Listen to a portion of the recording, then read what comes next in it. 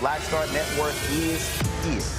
Hold no punches! I'm real revolutionary right now. Support this man, Black Media. He makes sure that our stories are told. Thank you for being the voice of Black America, Roland. Stay black. I love y'all. All momentum we have now, we have to keep this going. The video looks phenomenal. See, there's a difference between Black Star Network and Black-owned media and something like CNN. You can't be Black-owned media and be scared. It's time to be smart. Bring your eyeballs home. You dig?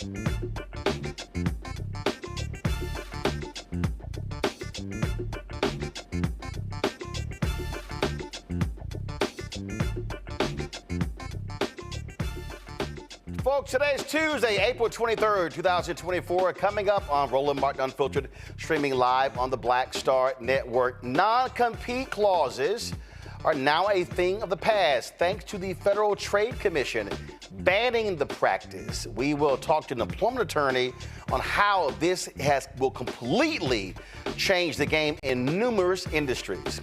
A federal judge in California found that the Alameda County Prosecutor's Office decades ago intentionally excluded Black and Jewish jurors.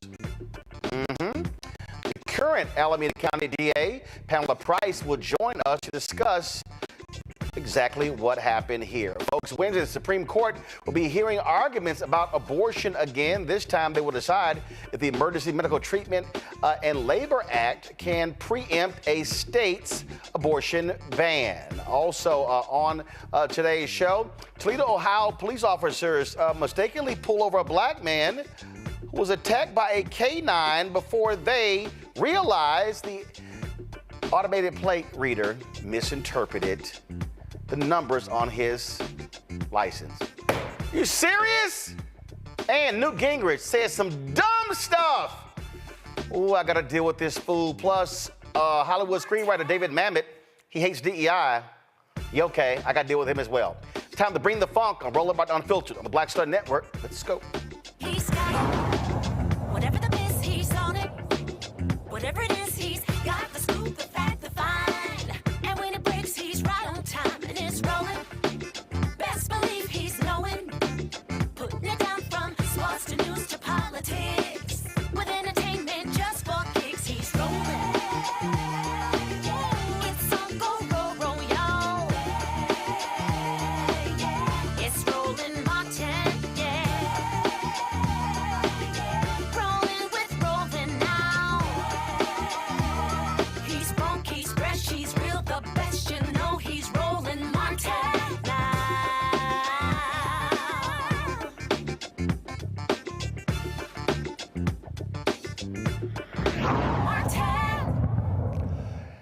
A huge decision for the Federal Trade Commission. In a 3-2 vote, they have banned non-compete agreements. These agreements have prevented millions of employees from working for competitors or starting a competing business after leaving a company or even being fired. The FTC estimates that non-compete agreements cover some 18% of the U.S. workforce. Joining me now from Chicago is employment attorney Chiquita Hall-Jackson. Glad to have you on the show, Chiquita. This is, I don't think people really understand how major this is. In this industry, it is common practice for television anchors, folks in radio. I remember Tom Joyner had, I think it was like an 18-month non-compete when he worked in Dallas that kept, and so when he left KKDA FM to get a national syndicated radio show, they kept him off the air in Dallas like his first 18 months. The FTC says, guess what? That's out the window. Thanks for having me. Good evening. Good evening. It is definitely major for a lot of employees. And a lot of people do not understand when they get those welcome packages, they be so excited they finally got the job. And they just sign it, and disguising that welcome packages, non-compete, arbitration agreements, all type of agreements that people are signing their rights away to. So this is definitely major because now you can now go across the street and work for your competitor. So when you say they banned this, so that means that no company can now enforce a non-compete, so there's no longer a delay. So if somebody leaves a job, they could start the next day? That's what the goal is. Now, I'm pretty sure there are going to be some challenges raising this up to the Supreme Court and a few others, but this is the Federal Trade Commission. This is as high as it can get. So hopefully they have more of an impact, but this is something that I do see a lot of companies might come in and try to challenge through litigation. Oh, there's no doubt in my mind we're going to have some lawsuits here because there are many companies that use these non-competes in a very punitive way. Like I said, there used to be some non-competes that were as long as 2 years. For the most part, we look at non-competes down there about 6 months. But what happens, I know in my industry, it's actually kept people on the sidelines where they couldn't get a job. And some states, though, require if you have a non-compete and you want to enforce it, you got to pay that person to sit on the sidelines. A lot of other places, they don't. That's correct. And Illinois actually call ourselves making an effective change by making a requirement of $75,000. You have people in the domestic world couldn't go across the street and work for their competitors. You in AutoZone, now you can't go to O'Reilly's and different things like that. And they're not even making $50,000 a year. So in Illinois, we scratch the surface by making a minimum threshold of $75,000. But like you said, you do still have to pay, but it's plenty of people that just can't move. And if so, they're going to take a job outside of their field in the meantime and between time until their opportunity comes where they can now exhaust their remedy. And then some people just opt in to pay the difference because with a non-compete, it usually lets you know that if you do violate it, then it comes with a nominal cost or some kind of financial cost.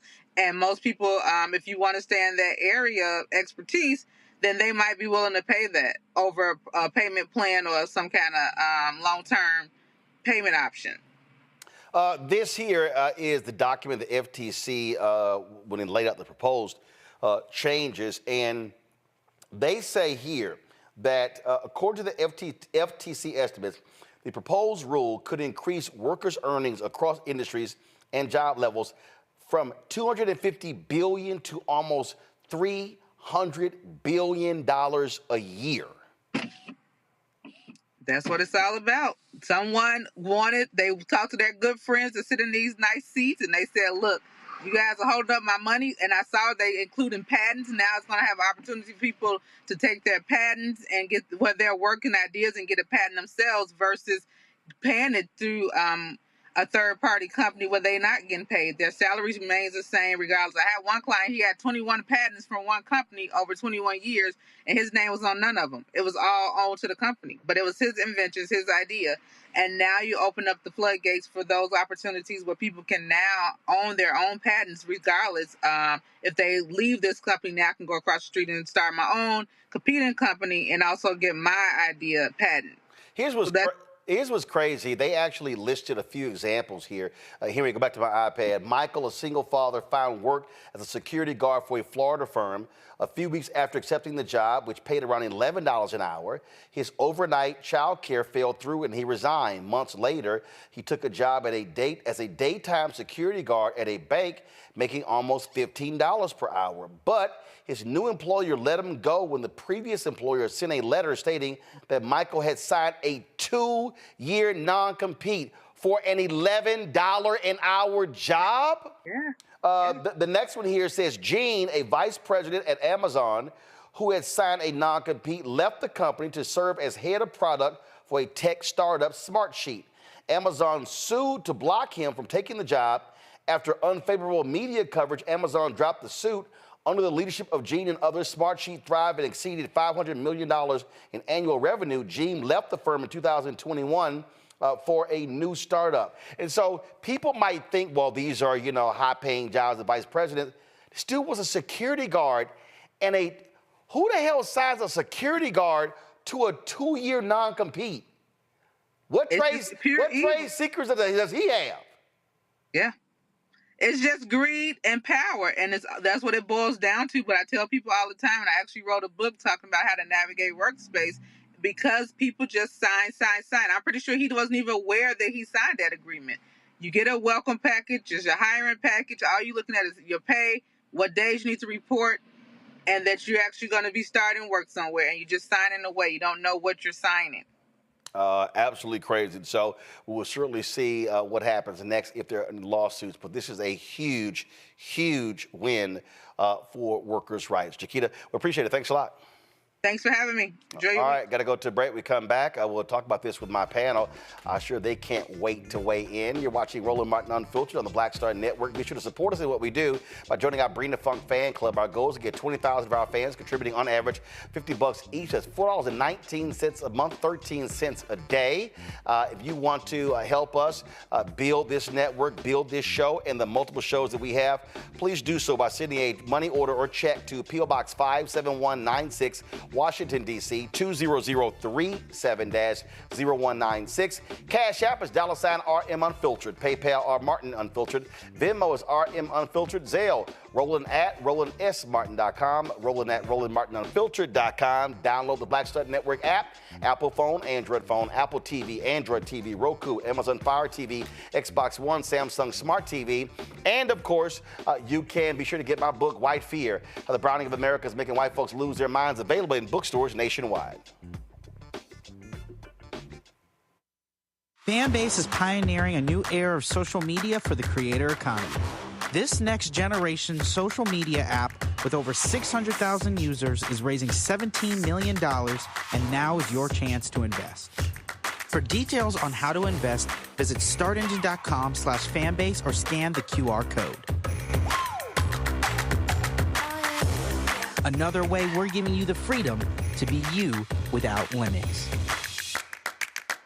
I was just in my backyard. I was manifesting about life. I said, I would love to come back because it was a great time, and these kids need that right now. They need that male role model in the schools, I think. Even on the TV. Yeah. Because people are scared to go into the high schools.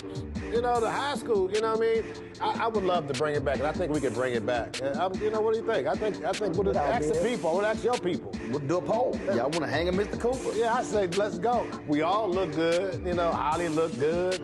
Raven looked the same. Marquise, Don Lewis. It'd be funny to have the bullshit you see out there on TV now. God damn. What the fuck? What happened to TV? Damn. It's some... I'm like, oh my God.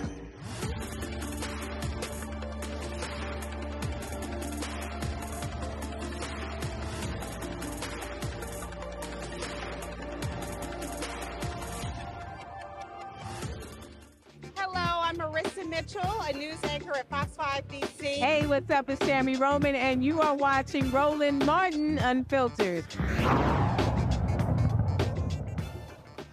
All right, time for my panel. Jonquel Neal, trial lawyer for the Jonquel Neal firm out of Atlanta. She got her Beyonce blonde hair coming back from her vacation for her birthday. Yeah. Oh, you didn't think I was going to say anything? You didn't think I was going to? Really? Okay. Yeah, sure. I see everything. Dr. Mustafa Santiago Ali, former senior advisor for environmental justice at the EPA, also out of D.C. Joy Cheney, founder of Joy Strategies out of D.C. Glad to have all three of you here. John Quill, I want to start with you. As I said, I don't think people realize how huge this is, but some of these things are crazy. Here, go back to my iPad. Listen to this story right here. This is from the FTC. Keith, a factory manager for a textile company, saw his paycheck dry up after the 2008 financial crisis. A rival textile company offered him a better job and a big raise. A non-compete blocked him from taking it. Keith fought the non-compete, but the 3-year legal battle wiped out his savings. Now, this is the one that is a trip. A phlebotomist, a technician who draws blood from blood testing, drove long hours around upstate New York, performing physical exams and collecting specimens. She was offered a job by a clinical lab that offered more regular hours, higher pay, and no travel requirements, but the offer was rescinded when the company discovered she was subject to a non-compete. The thing is, again, it's in so many industries, and this is so pervasive. And so this FTC decision by the 3-2 vote has far-reaching implications in every job field. That's absolutely correct. The only field that I'm aware of where non-competes are not a general practice is in the field of law, because we're generally restricted by state already. So, one of the things as it relates to non-compete agreements, this is a huge win for employees all across the country. I mean, essentially, what the findings show from some of those case summaries are that every state, well, a lot of states, they regulate non-compete agreements, right? There are certain provisions in non-compete agreements that it can be found unconscionable, right? But just like that summary said, that case study, who, with the people that they're using these against, right? Who has the resources to fight the legality or enforceability of the a guy making $11 an hour cannot fight a company, and he's going to a job making $15 an hour. And the companies don't want to get into that's why the hiring companies will rescind those offers, right? Because they don't want to get involved and entrenched in a legal battle over prospective employees when they can just hire someone that doesn't have the same restrictions. So It's really, really a big win, and I'm very, very excited about it. I'm cautioned a little bit about what the potential lawsuits about Congress not giving them the explicit authority to promulgate this, or whether there's implicit authority. So it'll be interesting. Mustafa, I'm going to go to you. They say, FTC, 1 in 5 Americans, about 30 million people, are bound by a non-compete. That is a huge number of folks. No, it most definitely is. You know, I've even had to sign a couple of non-competes over the years, and luckily I had great attorneys who could take a peek at it. But this is really something for the everyday person. And as been stated earlier, it is not just for the wealthy or those who are, you know, making those larger sets of salaries. So it's important. I think I would be remiss if I also didn't bring into our conversation, you know, that we need to make sure that these types of things can't be rescinded or amended. Because often when we're dealing with one administration, then we move into another administration, individuals will try and find a way to take away rights, because this actually gives everyday working class people rights. And we know that there has been an attack on that. So those who have a specialization in this area, hopefully they can help us to understand, is this locked in? Or will we have to continue to fight to make sure that these rights stay in the hands of people? Joy, that was the point I was about to make, is because this is a perfect example that people need to understand. This is a difference when it comes to elections, who gets elected and who does not. And so what you have here is a Biden-Harris administration that has been far more aggressive in supporter of workers' rights you've had the FTC and the DOJ being very aggressive against mergers that have led to job losses and led to consolidation, higher prices as well. And I'll give you an example right now. You've got some folks looking at this potential sale of Paramount or their parent company, National Amusement, and they say, hey, maybe we wait until after November because a Republican win by Trump means a far more lax Federal Trade Commission and DOJ when it comes to these issues, as opposed to a Democrat Biden-Harris administration that's far more likely to stand with the workers as opposed to the big company and the owners. That's right. When we say elections matter, we mean economic rights. We mean what the FTC, maybe a commission you didn't even know about or hear about, but it impacts your ability to make money. So much of this is about workers, but it's also about small business owners who are now going to be able to innovate and perhaps create new innovations that we had not originally thought of because they're not saddled with the non-compete clause. So this is really important. And let me just say, one of the best things about the 1619 Project is it really talked about and broke down how slavery bleeds into not just what impacts people of color, but what impacts all sorts of people, working class people, the little guy. The fact that we believe that companies should control everything and that you are lucky to have a job and that they can do almost anything they want to you unfettered and can prevent your ability to earn a living beyond them and to build your own legacy for your own family is a vestige of slavery that impacts us all, regardless of race. I mean, it's just absolutely crazy. And again, we'll see. I'm quite sure you're going to have some lawsuits that are going to be filed as it relates to this. All right, folks, got to go to break. We'll be right back on Roland Martin Unfiltered on the Black Star Network. Back in a moment. Next on A Balanced Life, we're talking everything from prayer to exercise to positive affirmations and everything that's needed to keep you strong and along your way. That's on a next A Balanced Life with me, Dr. Jackie, on Black Star Network.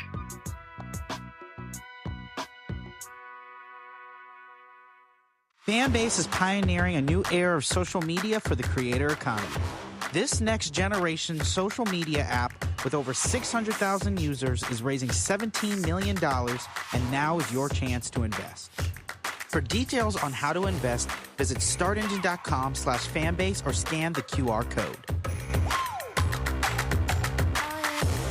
Another way we're giving you the freedom to be you without limits. Grow your business or career with Grow with Google's wide range of online courses, digital training, and tools.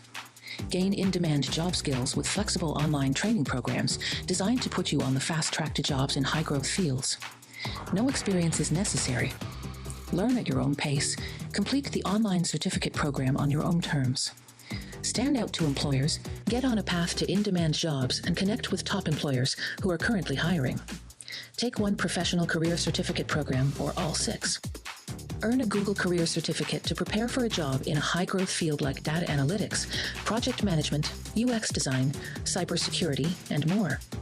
All professional career certificate programs must be completed by December 31st, 2024. Scan the QR code to complete the application. There are 1,000 scholarships available. Grow with Google and J. Hood and Associates. Be job ready and qualify for in-demand jobs. Hello, I'm Jamia Pugh. I am from Coatesville, Pennsylvania, just an hour right outside of Philadelphia. My name is Jasmine Pugh. I'm also from Coatesville, Pennsylvania. You are watching Roland Martin Unfiltered. Stay right here. All right, things got a little testy today in New York City where Donald Trump was on trial. The judge in the case really went after Donald Trump's lawyers by saying, you really want to play with me when it comes to this gag order and his constant outbursts on social media. That took place earlier in the day. But of course, when testimony began, David Pecker, a former leader of the National Enquirer, took the stand and admitted that they struck a deal in 2015 to help the Trump campaign by locking up or locking down stories of what people were alleging affairs with Donald Trump. They call these highly, highly confidential situations. Go to my iPad. This is from the Yahoo story here. It says that Trump's then lawyer Michael Cohen fed the tabloid negative stories about rivals like Senator Ted Cruz when they sensed him gaining momentum on Trump in the GOP primary, Pecker testified. Steve Bannon also pitched negative stories about Hillary Clinton to Pecker that the Enquirer published. But they had a deal called Catch and Kill, where the National Enquirer paid $30,000 to Trump Tower doorman so he could not discuss a story of Trump fathering a child out of wedlock. The short story was not true, but Pecker said, quote, "I made the decision to buy the story because of the potential embarrassment it would have to the campaign of Mr. Trump." They also had a catch and kill example involving former Playboy model Karen McDougal, who was shopping a story about her having a sexual relationship with Trump. Quote, "I think you should buy it," Pecker said he told Trump, who was mayor at the time during the 2016 campaign. The thing that's really interesting here is when you look at all these crazy Trump folk who act as if this is no big deal, Mustafa, is that it shows you how they don't care, And one of the things, though, that folks have been talking about is, the impact on potential independent voters. Here's a perfect example. Now, Fox News loves doing these, what I call dumb folks in diners stories. So what they do is they send out Lawrence B. Jones, who, bruh, you need a haircut. Send him out to interview these folks in these diners. They sound like idiots. If you want to see a true MAGA idiot, watch this woman who's wrapped in a Trump flag like she's in need of a blanket, just move to tears about how much we really need this thug back in the Oval Office. Listen. And I was talking to this young lady right here. Hey, how you doing? Good morning. We were talking about the former president being under prosecution right now. What do you make of it? Do you think that is fair? No, I don't think it's fair. It's ridiculous. They're just trying to keep him busy so he can't run. You were telling me yesterday that as you thought about the case and you were watching about what was going on in New York, that it brought you to tears. Why is that? Tears, because we need Trump back or else we're going to lose our country. We're going to lose our country. And what's happening with these protesters is heartbreaking. It's history happening all over again, and they don't understand how bad it could get or will get if we don't get Trump back in. Thank you so much. Let's talk with some more folks here. Sir, how you doing? Good. I see you got your MAGA shirt on. I do. The president is... You know what? Let's go back and listen to another idiot. I just got to listen to another idiot. How do you feel about it? Do you think that is fair? Not at all. They're going after him just to keep him off the trail. And if it was anybody else, it wouldn't even be a case. But just because he's the president, they're going after him. It's the only way they can win. So the question is, guys, can Donald Trump get a fair process in New York City? Sir, what do you think about that? You got Donald Trump, he's in Manhattan. You got a DA that made a campaign promise to go after him. The area that is seating the jury, only 80% of them are Democrats and only 20% of them voted for Donald Trump. Do you feel like they can be fair? Absolutely not. I think that the media as a whole has made it their mission to try and come together against Donald Trump, and that's all they're concerned about is beating him. I was talking to this young lady right here. Let's see here, Mustafa. You notice Lawrence never asked the question, hey, do you think Donald Trump should have paid off a porn star who he cheated on his wife with? You notice that actually wasn't asked. So we'll talk about a fair trial. He's also, Mustafa, on trial for the exact same thing that Michael Cohen pled guilty to under the Trump Department of Justice. Well, the Republicans used to label themselves as the party of family values. And when you have both reporters who won't ask the poignant questions, really they're just basic, straightforward questions, then that sort of shares the framing that they're approaching this from. The other part of it is you see individuals who wrap themselves in privilege. And privilege means that you don't have to actually deal with the facts, because the facts, the law, whatever the situation might be, no longer really apply to you, because they definitely got it wrong, because if it had been anybody else, they would be in jail. Some would say under the jail for the things that, Trump has done over the years. So to ask the basic question, is it all right for you to pay off a porn star as your wife has just had a baby? You know, when you don't ask the basics, then that pretty much tells us exactly where you're coming from. But the deeper part is about the values of the Republican Party or the lack thereof. When you are willing to, in many instances, call yourself people of faith, but yet the individual whom you're willing to give your vote to has no reflection of any of the major religions. Maybe if you're doing something with some Trump occultism or something like that. But, you know, it's just a shame to see the erosion of basic values that have happened for at least a percentage of our country. The thing that just really cracks me up, Joy, is that he's admitted, yeah, we paid her off because we didn't want the public to know, so it's going to hurt my campaign. They never bring that stuff up. Yeah, I mean, look, when we wonder why is Trump doing all these antics, why is he threatening jury pools, why is he challenging the judge, why is he threatening a judge's daughter, why is he behaving so outrageously? When we ask why, it's because he's feeding red meat to his followers, people who would believe him. And he's trying to create a narrative that it doesn't matter what happens, it's a fait accompli, we are out to get him. That is, and that it won't matter. He's going for voter nullification, not just jury nullification. Right. Because the facts, he's lost on the facts, on the merits. So he has to be on everything but the merits. That's why he keeps up these antics. And you are right. He's doing it for his cult. I just think it's hilarious, John Quell, how he and his attorneys go, this is no big deal. I mean, this is really no big deal. Actually, it's against the law. And again, his own attorney has already gone to jail. His own attorney got charged by his Department of Justice.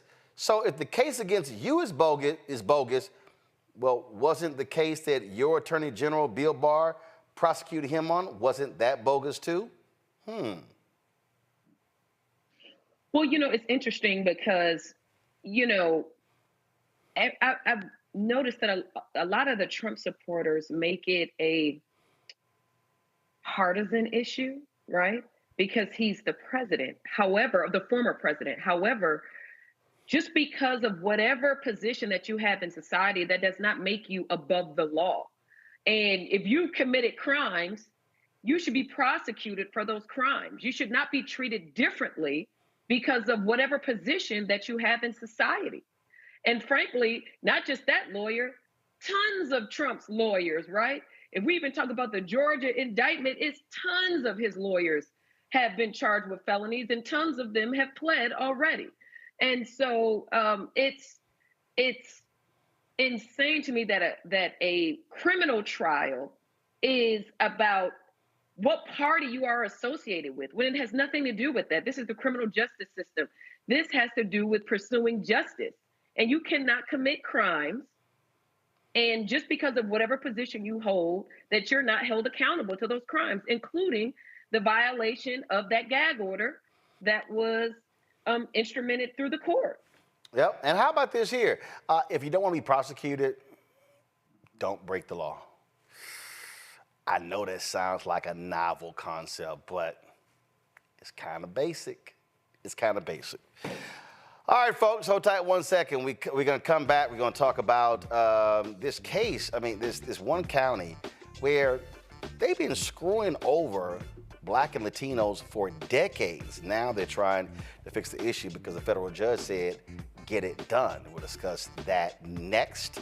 And also talk about the continuing attacks on DEI, this time from a major Hollywood screenwriter. Y'all gonna love this here. He claims that his daughters were not, they were not actually beneficiaries of nepotism because they sat next to me on set many a time. Ooh, whiteness is a powerful thing. And also, Newt Gingrich, did he actually invoke the work of civil rights workers in the 60s in an effort to defend Donald Trump? I've got a couple of things to say about that idiot as well. You're watching Roland Martin Unfiltered on the Black Star Network. Be sure to join our Bring the Funk fan club. Your dollars make it possible for us to do the kind of coverage that's necessary. This show is a daily show. We have other weekly shows as well, and we're building the network out, but your resources are critically important for our growth. And so the goal is to get 20,000 fans contributing on average $50 each for the year. That's $4.19 a month, 13 cents a day. Send your check and money order to P.O. Box 57196, Washington, D.C. 20037-0196. Cash App is $RM Unfiltered. PayPal R Martin Unfiltered. Venmo is RM Unfiltered. Zelle, Roland at RolandSMartin.com. Roland at RolandMartinUnfiltered.com. We'll be right back.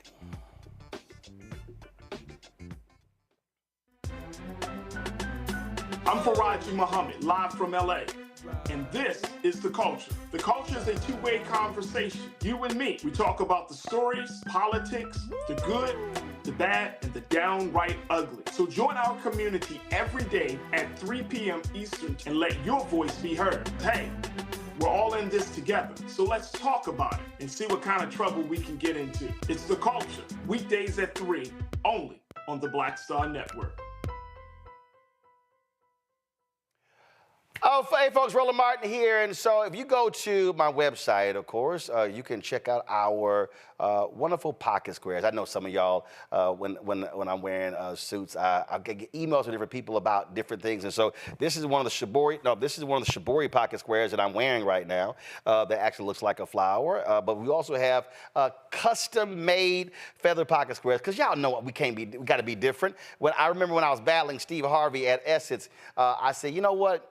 I can't just keep wearing the same boring and bland silk pocket squares.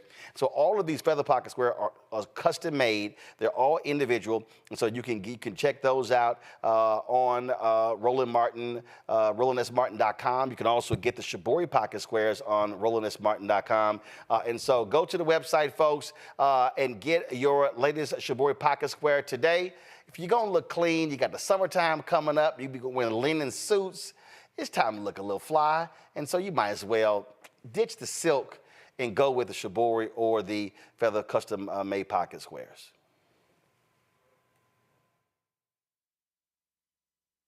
Fanbase is pioneering a new era of social media for the creator economy.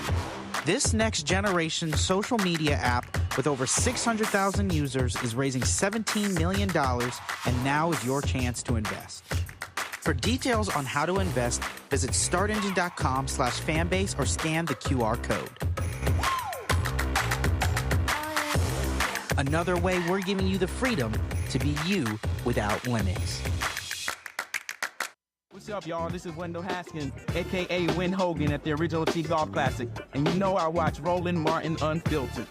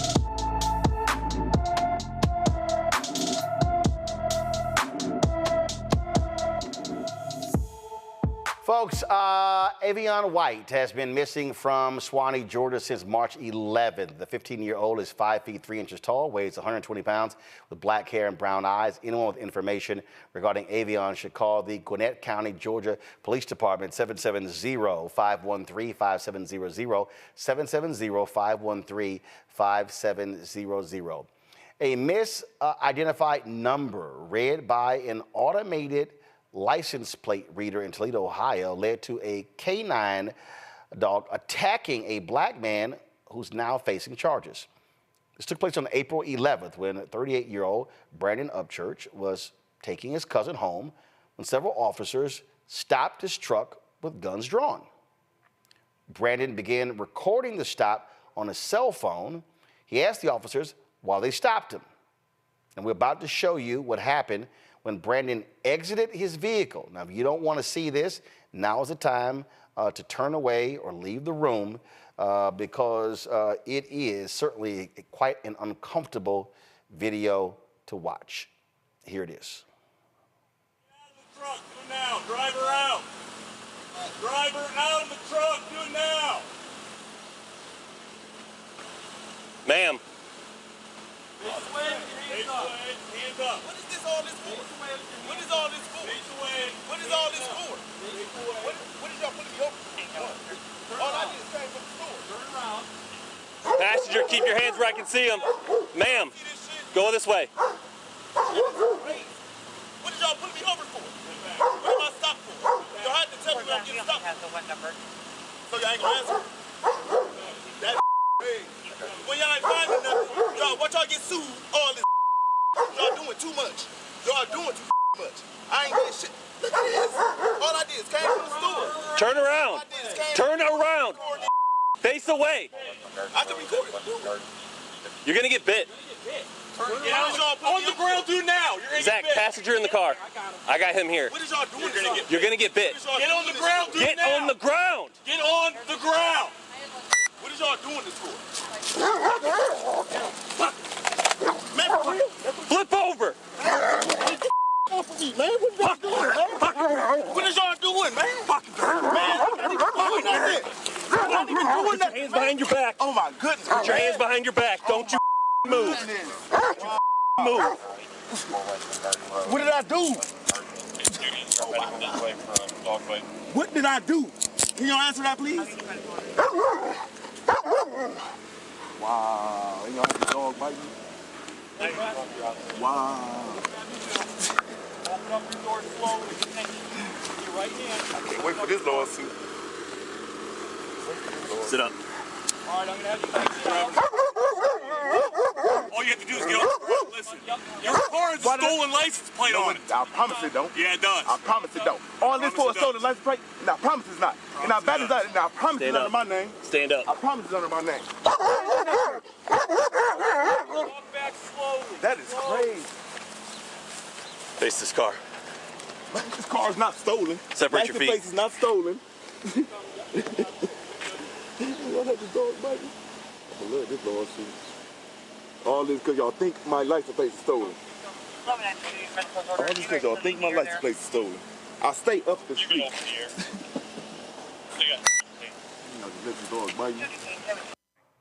Now, folks, my producer has been in contact with Brandon. He was supposed to come on the show tonight, but his attorney advised him against it. The resisting arrest and obstruction charges still stand against him. Brandon has a May 9th court hearing.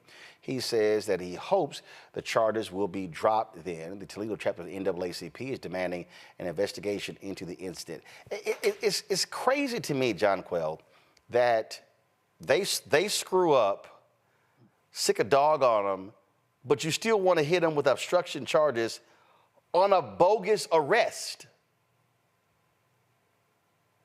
Yeah, you know, certain commands that the police give you, they do want you to follow those, but it is absolutely insane that we have an improper detention, right, of this young man, and then you all are going to move forward with these charges. But let's not even talk about the use of excessive force. First of all, they were taunting him, telling him that you're going to get bit when his behavior didn't warrant a dog to be let loose on him, essentially. And so it was inhumane. It's very difficult to even watch that. I watched it earlier today, and watching it this time, I don't know, it gets harder and harder for me to even watch that because it's absolutely horrendous behavior. And as you heard him on the video, he said this is going to be a lawsuit, and you can count on it, as you just stated, his attorney. That's a violation of his Fourth Amendment rights, and they have a federal lawsuit against him as it relates to this, and it'll be in their best interest to drop those charges against him, for sure. I don't understand how he can even still be facing charges, Joy. I mean, this is a massive screw up. They should be saying, hey, please, pretty please, don't sue us, drop everything, because we have to pay him some serious money. With apologies. Who's the prosecutor? Drop this case. I'm sure that is what will happen. But here's the thing. I was disturbed even before the dog came out. Why did they approach his car with guns blazing like that? I mean, every time it's a Black person, every time there's a Black person, it feels like an over response.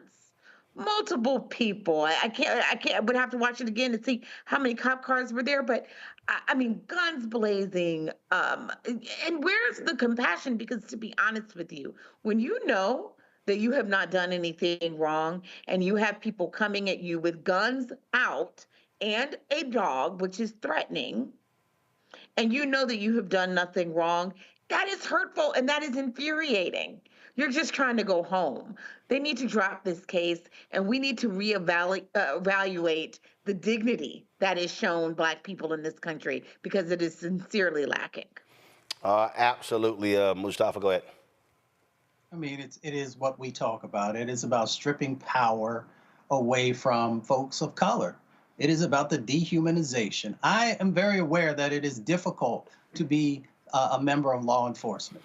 But at the same time, you have to also understand that you cannot strip away people's civil rights, their human rights, and we continue to see this time and time and time again. I'm also reminded of how folks have used certain types of dogs to threaten us. We've all known and seen with the civil rights movement, but not just civil rights movement. There have been other protests where folks have brought dogs in to push people back, to attack them, to make sure that they understood that you don't have any power in this situation. At any time, we can release this animal to attack someone who we see as less than human.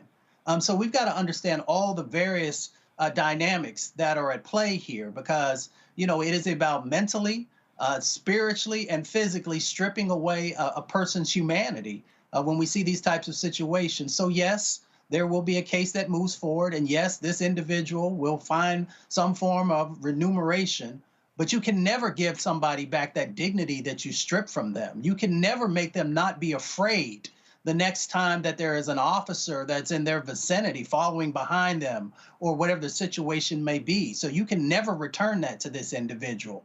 But you can, as we say, hit them in the pockets to make sure that they do something in these police departments. One, strengthening whatever particular, system that they have and the information that's in there, but also in how you engage underneath the paradigm of serve and protect. Well, and that's the thing right there, Jonquel, just these cops' decisions. And what still is crazy is, and they go, oh, my bad, it was a mistake. I remember that was another story. It was involving a Black cop where she punched in the wrong number. And they had guns drawn. They had scared the hell out of the husband, the wife, his son. They think they were returning from a basketball or a football game. And, I mean, hell, you can't, that's traumatic. And so, I mean, even my bad ain't good enough when you've had guns put in your face and you've been slammed against, a hood of a car and handcuffed. In this case, dude was bitten by a dog. I mean, my bad just don't cut it. It certainly doesn't, and frankly, that kind of trauma could affect him for the rest of his life. And that is why these lawsuits, these civil rights lawsuits, are so important, that I urge everyone in the community, when approached by law enforcement and you are dealing with these kinds of cases where they have used excessive force, whether that is tasing you or a dog being sicked on you, or the excessive force by the hands of them physically, to seek counsel and seek it immediately so that they can be sued. Because you're right. Your mental health is at stake, right? Your dignity is at stake. How you even drive or operate will no longer be the same, right? However, one of the ways that can assist you is winning $1 million lawsuit against them.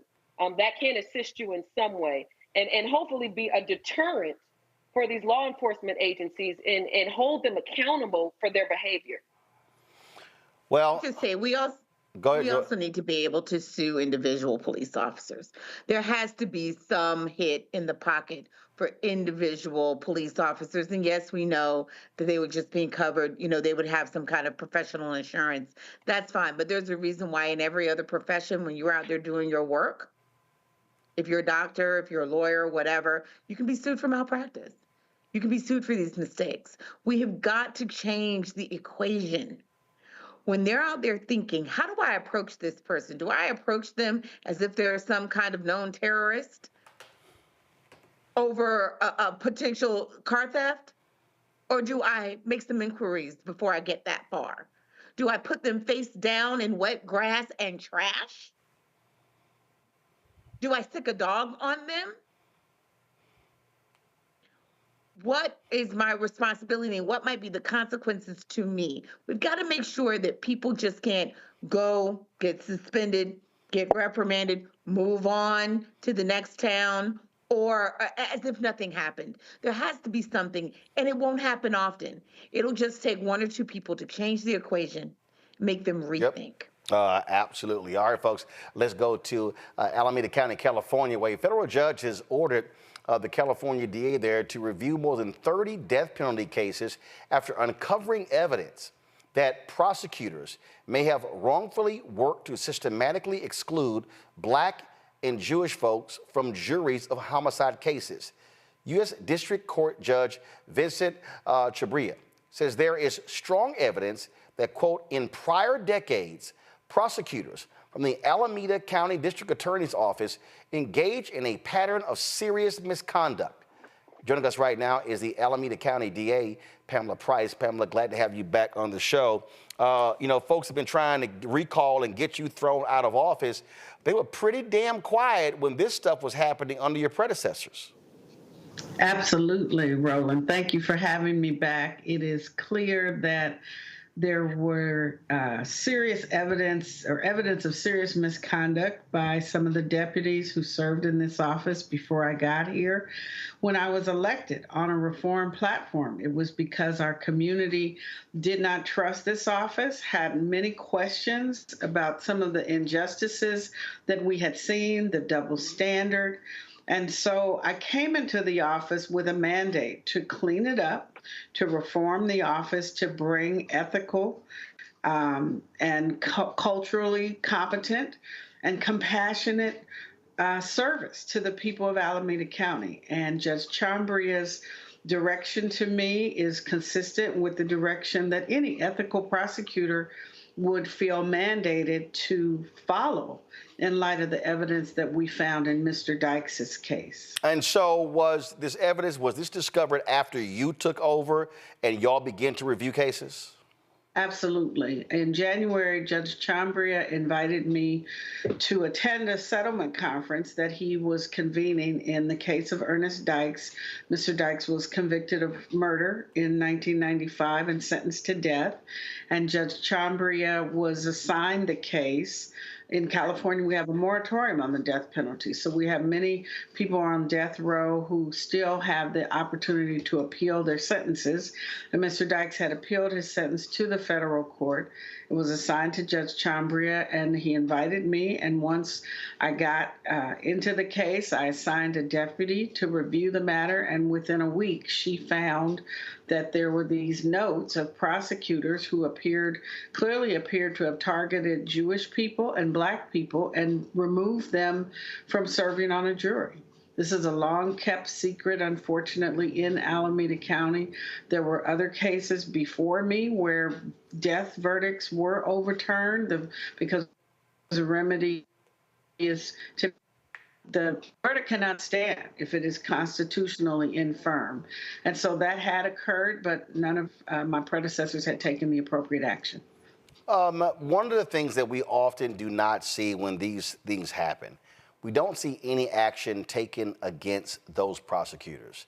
There's a prosecutor in Kansas, Tara Moorhead, who has been just evil for 4 decades and forcing confessions, in cahoots with road cops. And she now has to give up her law license, give it up voluntarily because she's going to get disbarred.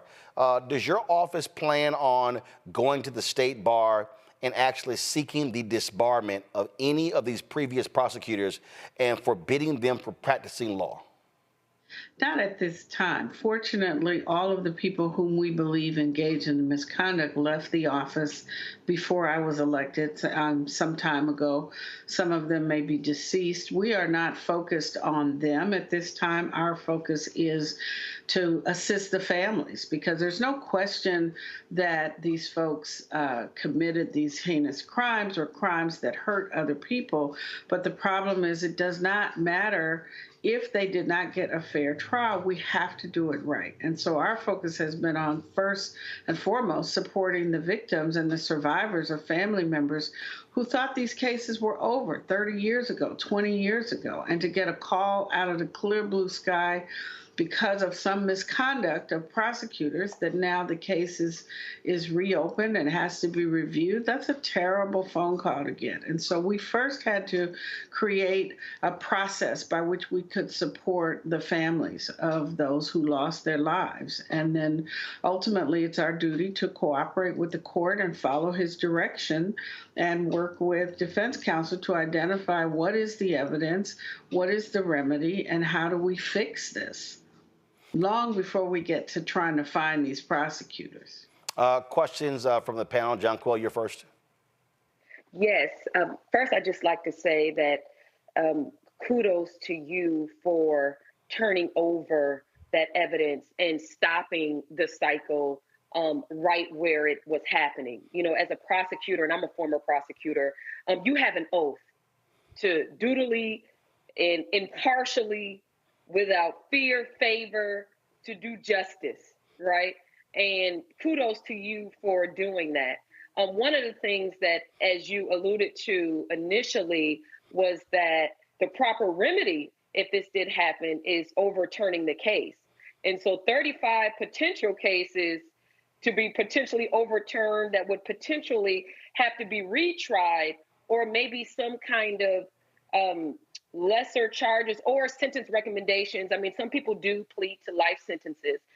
However, so I'm just wondering, is there a plan in place with, if there is a voluminous of these trials that have to be retried, is there a plan in place to deal with that? Of course. Yes. Thank you. You're absolutely correct. I ran for this office in 2022 and was elected as a minister of justice. And I take very seriously the mandate under the California state bar rules that a prosecutor is not an advocate, is not simply an advocate. A prosecutor is a minister of justice. And it is my responsibility to make sure that the Constitution is followed and is respected in every way and in every case. And we have recognized 35 cases is a huge number of cases. These cases are old. Some of the cases, the case files are not complete. Some of the cases we have not been able to identify the survivors or to locate them. So I quickly convened a team, and Judge Chambria gave me the grace and the time to work through that. We had to create a process to identify and contact the victims. We had to create a process to locate the files. And then we now have a process in place where we are starting the review. And Judge Chambria has been very clear that this process, we are going to get to the bottom of this.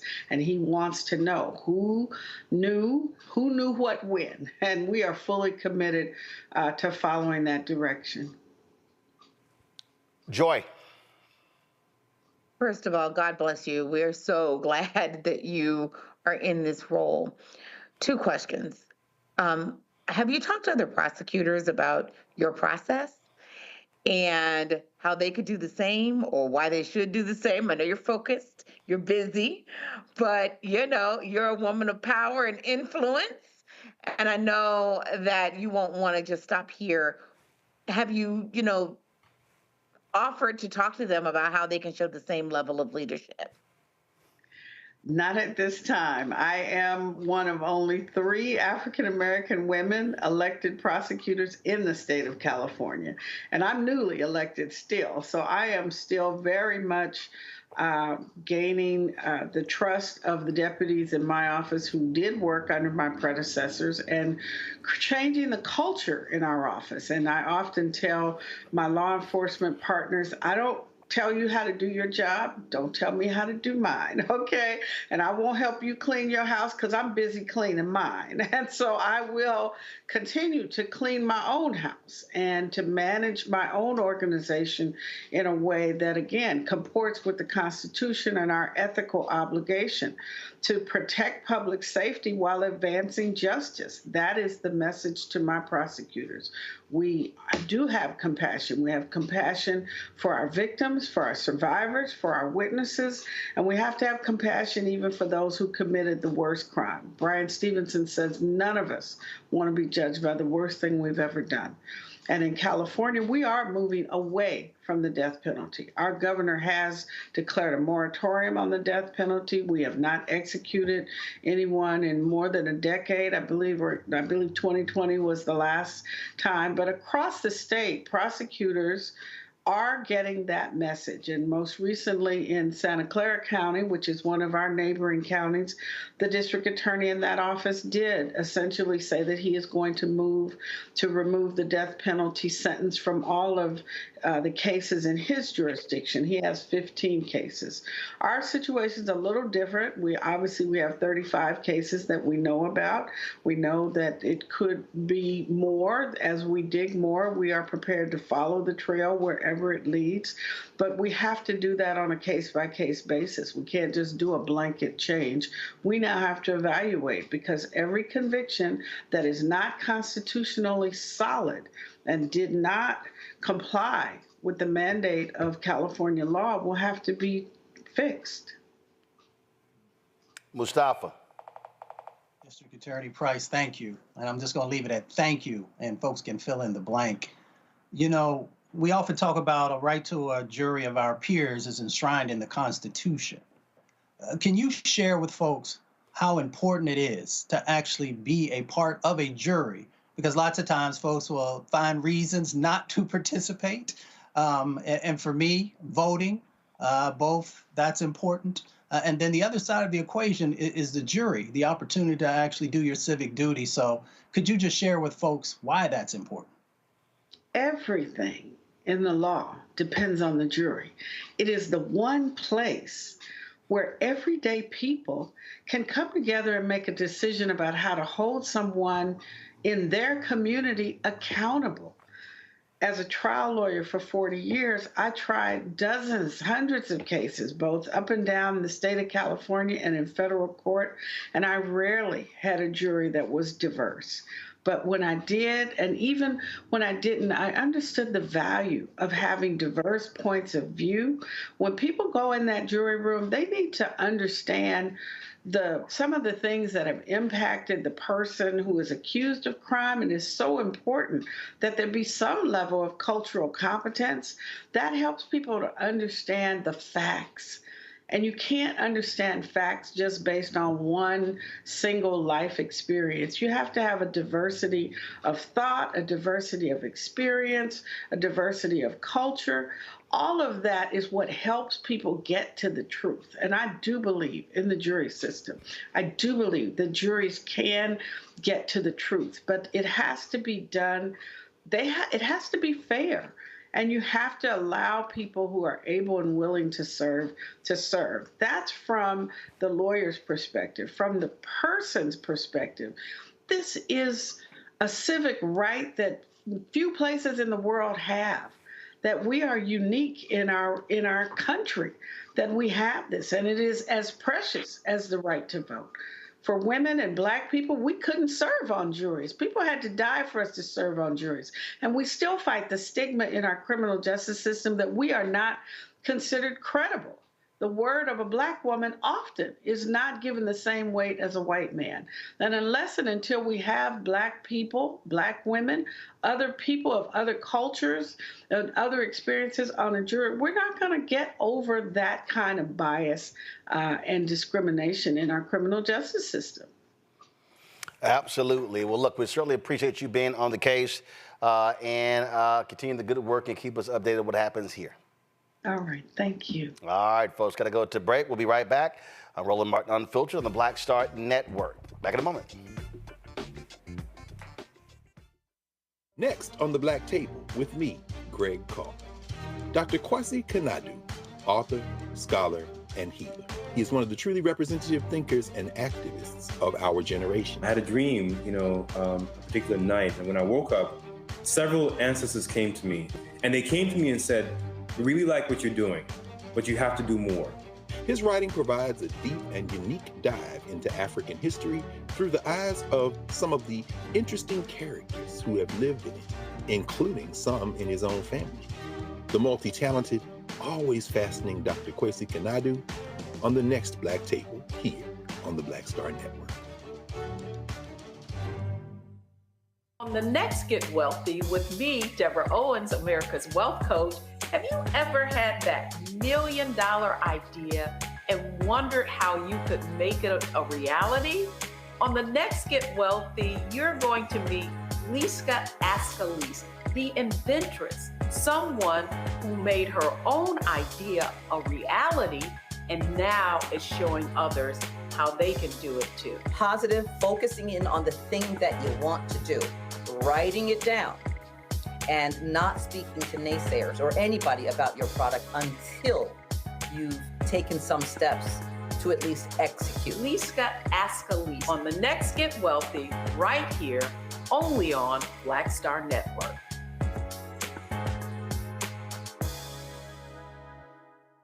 Hey, yo, what's up? This is Mr. Dalvin right here. What's up? This is KC. Sitting here representing the Jodeci, that's Jodeci, right here on Roland Martin Unfiltered.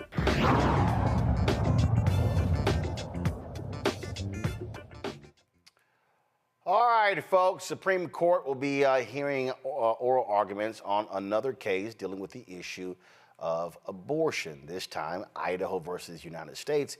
The issue is whether medical providers can give emergency abortion care under the Emergency Medical Treatment and Labor Act, the federal law requiring hospitals to provide stabilizing treatment to patients who show up in emergency rooms. Idaho has an abortion ban that only includes an exception to save the life of the pregnant person. It contends that the law does not preempt its abortion ban because there's no conflict between the state and federal law, since that federal law requires physicians to do everything in their power to preserve the life of both the pregnant person and the fetus. Sabrina Talukder is the Director of Women's Initiative at the Center for American Progress. She joins us right now. Sabrina, glad to have you here. So walk us through this here, because we saw stories last week where women showed up at an emergency room in Texas. They refused her care. One of the women died as a result. And we're seeing hospitals that are saying, hey, we're handcuffed by these state laws because we don't know if we should treat these patients. If we make a decision on the spot to actually abort the fetus, then they could be prosecuted. And so some doctors are saying, hey, I can't do anything, and that's endangering the lives of folk. And I thought these conservatives were pro-life. That's a really great way to end it, and thank you so much for having me. The heart of this case is about an untenable conflict that Idaho's near total abortion ban places physicians in. Idaho's near total abortion ban says that abortion is outlawed in every single circumstance except for 3 very narrow instances, which, as you said, includes the life of the patient. However, EMTALA, the Emergency Medical Treatment and Labor Act, says that stabilizing medical treatment has to be provided to anyone that enters an emergency department, even if they can't pay.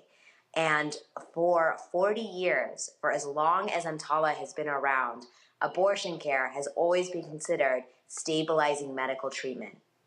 And this isn't a workaround of the Dobbs decision, and this isn't, something new. This has been going on for 40 years, and the reality is that what the Idaho state legislature could not have fathomed because of their political views is that abortion care is health care, and abortions are sometimes necessary to prevent the deterioration of health for a mother.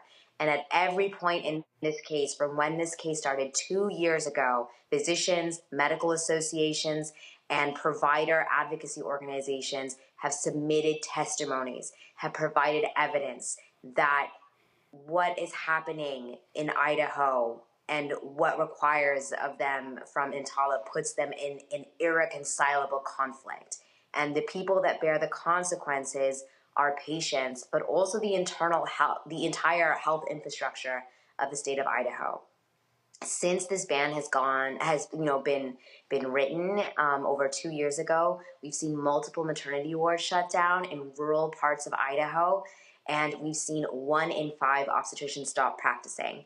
And what that means is Idaho's maternal mortality rate has doubled. And we've just seen how things like the state abortion ban have made places like Idaho unsafe for pregnant women.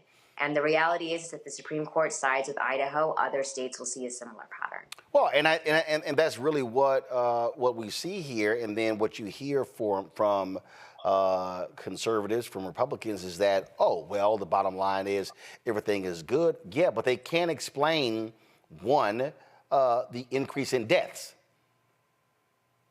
Absolutely. And also just the increase in the long-term health consequences of a pregnant woman not getting the care that she needs. Abortion care isn't just necessary to save the life of someone. It could be for reasons like preserving future fertility options, for preeclampsia, for ectopic molar pregnancies, for hemorrhaging that happens.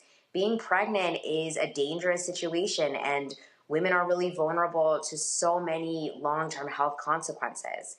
And that's why this case is so important, because the outcome of Idaho versus the United States impacts every single pregnant woman, medical provider, and EMTALA-certified medical facility in the United States, regardless if abortion is legal in that state.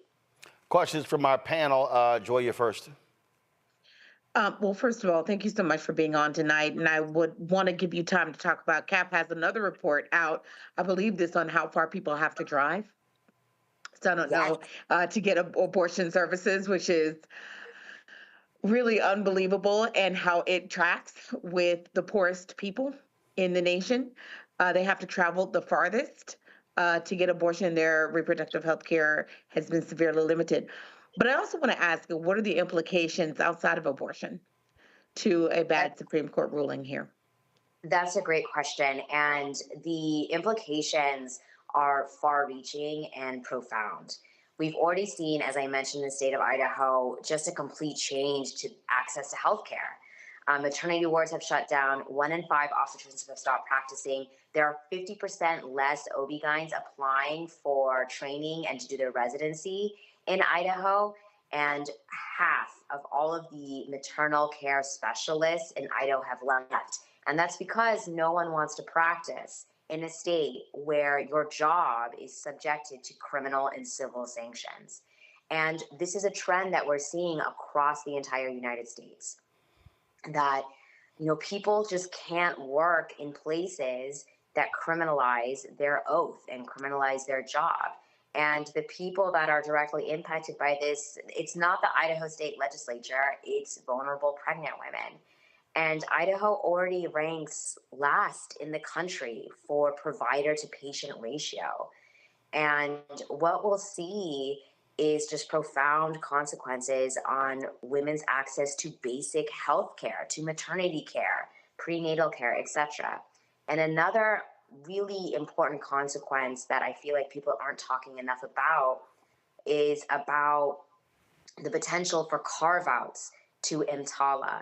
If the Supreme Court sides with the Idaho state legislature, it'll send a message and create a legal precedent for state legislatures to carve out EMTALA for a variety of things. It could be based on a population. It could be for high-cost conditions.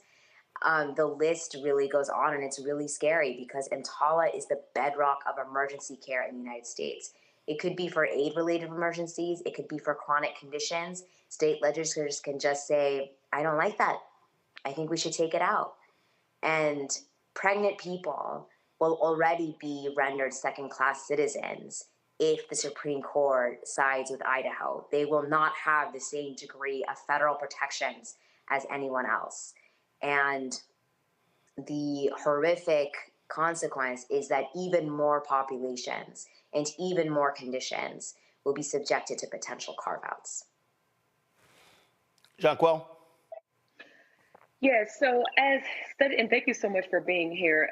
Studies have shown, of course, that African-American women have a high maternal mortality rate and actually one of the highest in the world.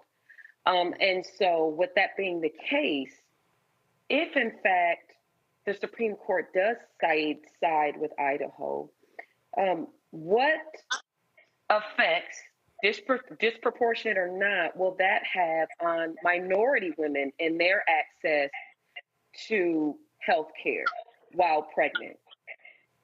Thank you so much for bringing it up. We are absolutely in the midst of, and we have been for a long time, in a Black maternal mortality crisis, and also a crisis of maternal morbidity, where even if someone does survive birth, they have to endure long-term health consequences because the prenatal and postnatal care they received, if anything, was so minimal and, quite frankly, pathetic.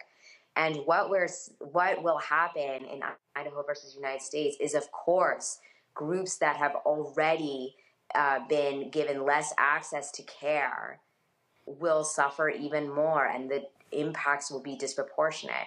And what we're also dealing with is the criminalization of care. You know, we've already seen Brittany Watts being taken into court in handcuffs because she was rejected from an emergency department 4 times because she was going through a miscarriage. And that's something that we don't talk about enough, that yes, there will be horrific maternal health consequences, an increase in infant mortality rates, etc., because, you know, Black, brown women are going to be the access, the critical access point will be even less than it is today. But there's also the fear of criminalization. People don't want to go to the hospital anyway because of the discrimination and, you know, sometimes just violence that they're subjected to. Why would someone want to go when they're scared that abortion might be illegal in their state, or they think that going to an ER department is now illegal in their state? And this issue really highlights the intersectionality of the criminal legal system and how it is used now in an abortion context. And as history has shown, it will be used disproportionately against Black and brown women. And that's why this case is so important, that this case does not impact just Idaho. It impacts every single pregnant person in the United States. Mustafa. Sabrina, thank you for everything you do and everything that CAP does. You know, America has always wanted to control women's bodies. We saw what they did with Black women, brown women, indigenous women for hundreds and hundreds of years. Can we talk about the strategy for everyday people getting engaged to make sure that we can get wins in this space? Because we often talk, and we should, about the impacts that are happening and the disparities. But there are a lot of folks who want to know, how do I get engaged and how do I become a part of a movement for change? That's such a great question. I'm so grateful that you asked that. I think that hope is a verb, and in a situation like this, where the intersectionality of abortion access, the politicization of our judiciary system so disproportionately impacts marginalized communities of color, this is such a wonderful question. To me, there are so many ways to get involved to improve access to basic care for marginalized communities within this space of abortion access. I think first, advocating for Black women-led centers of care, whether it's doula care, community care, etc., that allow people to safely access culturally competent and trauma-informed services. And this is part of, federal legislation, state legislation that's been happening across the country. I think second is, across the country, we've seen in red, purple, and blue states that abortion wins. And we've seen far-right state legislatures do everything in their power to make it really difficult to put a ballot initiative on the agenda. And we've seen in states like Ohio that people have really banded together, organized, and overcome those hurdles that state legislatures have put in. And I do think that abortion access has become a rallying cry for women across political ideologies in a way that we haven't seen recently. And I'm really hopeful that through storytelling, people can understand that regardless of your zip code and regardless of what party you come from, that lack of access to abortion care is lack of access to health care. We have a really incredible storytelling series on our website that goes into, 4 medical providers in states with abortion bans and what it means to provide care, what it means to be able to be safe from criminal sanctions because of EMTALA, and what it means for them to turn away patients or wait for their legal department to tell them, oh, now it's okay, your patient is bleeding out in front of you and you're at the point of dying, like they're at the point of dying, now you can operate and abide by your oath. I think these are the stories that need to be shared because it brings a lot of other people to the table, because this is not normal.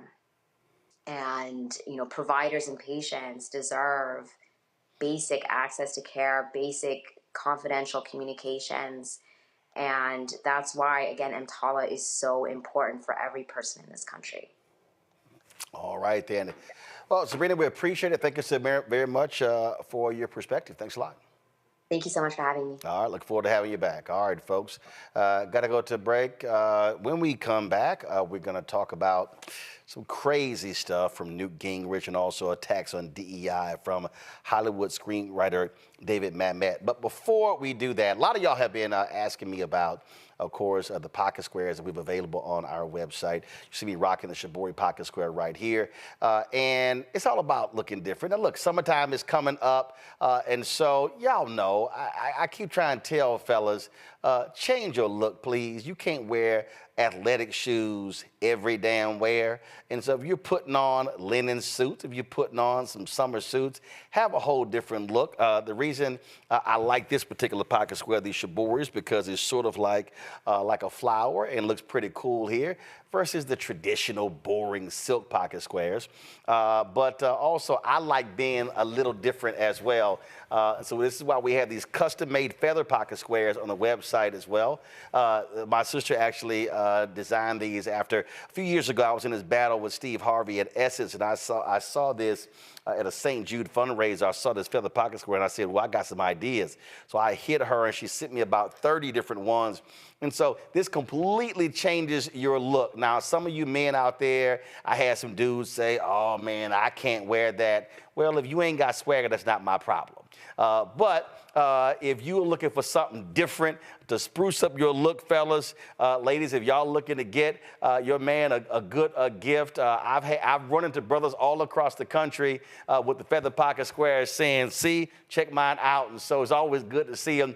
And so this is what you do. Go to RolandSMartin.com/pocket squares. You can order Shibori pocket squares or the custom-made pocket squares. Now, for the Shiboris, we're out of a lot of the different colors, and I think we're down to about 200 or 300. So you want to get your order in as soon as you can, because here's what happened. I got these several years ago, and the Japanese company signed a deal with another company, and I bought them before they signed that deal. And so I can't get access to any more from the company in Japan that makes them. And so get yours now. So come summertime, when I see y'all at Essence, y'all could be looking fly with the Shibori pocket square or the custom-made pocket square. Again, RolandSMartin.com/pocket squares. Go there now. Hatred on the streets, a horrific scene, a white nationalist rally that descended into deadly violence. White people are losing their damn minds. As an angry pro-Trump mob storms the U.S. Capitol, we've seen shooting. We're about to see the rise of what I call white minority resistance. We have seen white folks in this country who simply cannot tolerate black folks voting. I think what we're seeing is the inevitable result of violent denial. This is part of American history. Every time that people of color have made progress, whether real or symbolic, there has been what Carol Anderson at Emory University calls white rage as a backlash. This is the rise of the Proud Boys and the Boogaloo Boys. America, there's going to be more of this. Here's all the Proud Boys, Dave. This country is getting increasingly racist in its behaviors and its attitudes because of the fear of white people. The fear that they're taking our jobs, they're taking our resources, they're taking our women. This is white fear.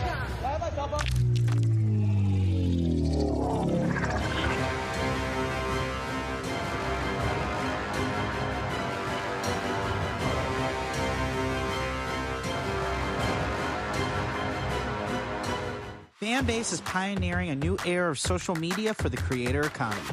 This next-generation social media app with over 600,000 users is raising $17 million, and now is your chance to invest. For details on how to invest, visit startengine.com/fanbase or scan the QR code.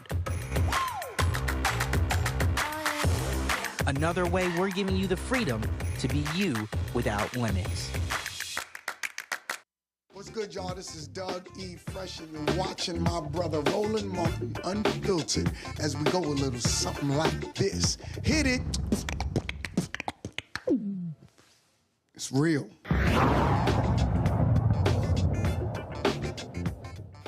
It really gets on my nerves when I see conservatives, especially white conservatives, say some of the most outlandish things when it comes to comparing the plight of thug-in-chief Donald Trump to the revered veterans of the Black Freedom Movement, also known as the Civil Rights Movement. Newt Gingrich, the disgraced former Speaker of the House, who should not give anybody any marital advice whatsoever, was on Fox News, and this idiot actually said this. I think in terms of the court, something that Speaker Mike Johnson said really struck home with me when he said about the decision on whether or not to help Israel and Ukraine, that this is not a game. Let me tell you, I am deeply worried that tomorrow a totally corrupt judge and a totally corrupt district attorney are going to try to put a former president of the United States, candidate of his party, and front runner in the polls in jail. Now, I think this is so horrendous that there has to be some way to reach out to the Supreme Court. I mean, this is literally like some of the civil rights workers in Mississippi in the 1960s. The New York system is now so deeply corrupted, and it is so bitterly, deeply anti-Trump. The absurdity of the judge's daughter, who made millions and millions of dollars doing anti-Trump politics, and the judge would like us to believe, much like Joe Biden, he had no idea what his children were doing. I mean, the whole thing, frankly, resembles On the Waterfront, Stanley Kubrick's brilliant film. This is about corruption. It has nothing to do with honesty. And what worries me is it's a genuine threat to Donald Trump. I mean, I think any step that would put him close to a New York prison is an extraordinarily dangerous step, and I would hope that there's some legal way to block it and make sure that it never happens, because the thugs he's dealing with are totally out of control, have total contempt for the rule of law, and frankly are unworthy of being in the offices they hold.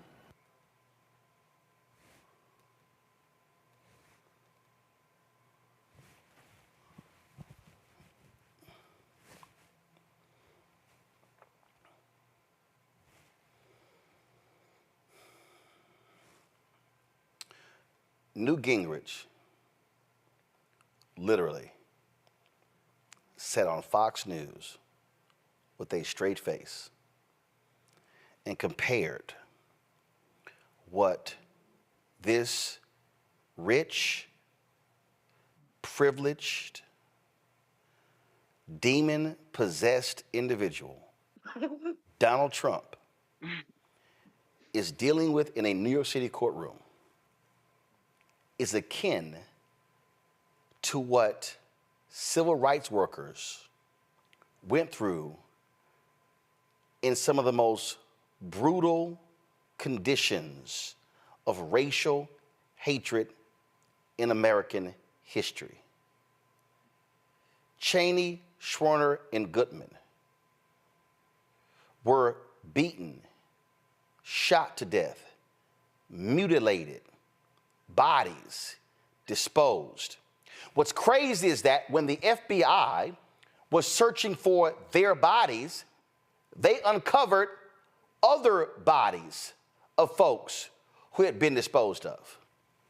When we start talking about the homes of black people that were blown up in Florida, in Mississippi, in Alabama, numerous places, when we talk about folks who were brutalized, who were sodomized, who were sexually assaulted, who were lynched, who had their private parts cut off, you actually have the audacity to crap on their legacy by comparing them to this charlatan who comes to court in a blue suit and a long-ass red tie, who comes in with Secret Service protection, who goes and sleeps in his 10,000 square foot home, who travels to Florida on his private plane to Mar-a-Lago to pal around with a bunch of other rich-ass folks and celebrate giving them tax breaks?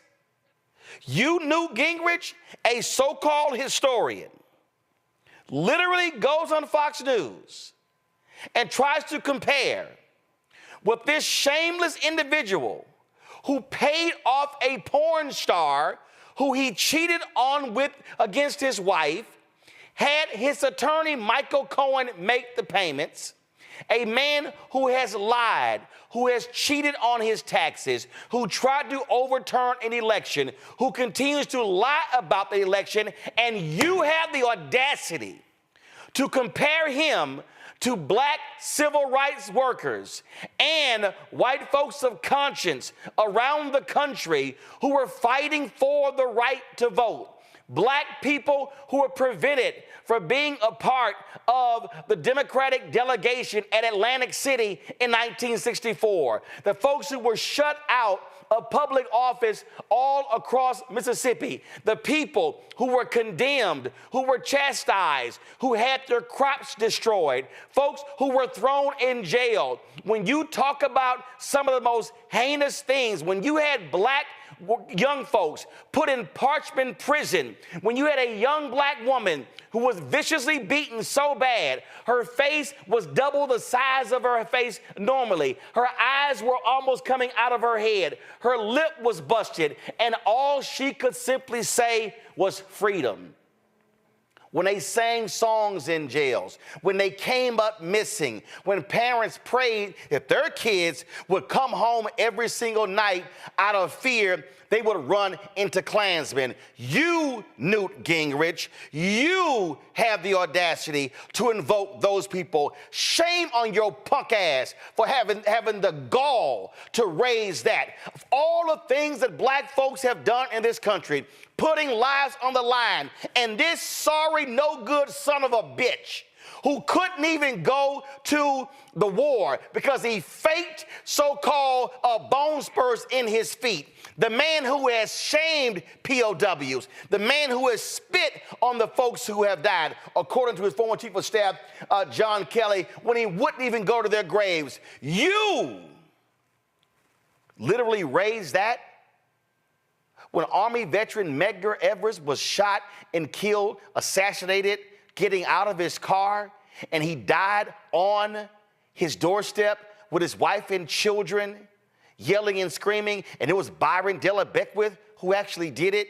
You literally said that crap Oh, hell no. There's no way in the world I could sit here as a conscious black man and allow you, Newt Gingrich, a truly pathetic individual, to invoke those people. They are American heroes. They are American sheroes. They are the individuals who made this country truly live up to, as Dr. King said, be true to what you put on paper. And you are not going to sit there on Fox News and make that type of comment and invoke their name and their fight and their legacy to compare it to this, yes, son of a bitch, Donald Trump.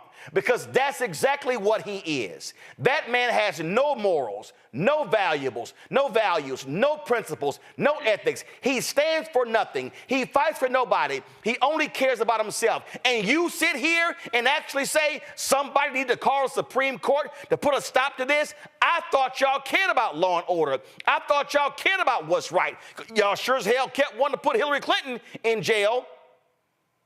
But I hope everybody now understands what we're dealing with. So all y'all folk out there who are like, hey, you know what?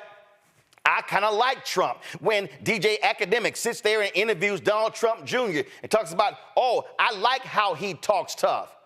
That man don't give a damn about you or nobody else. And Newt Gingrich, you say that? Nah.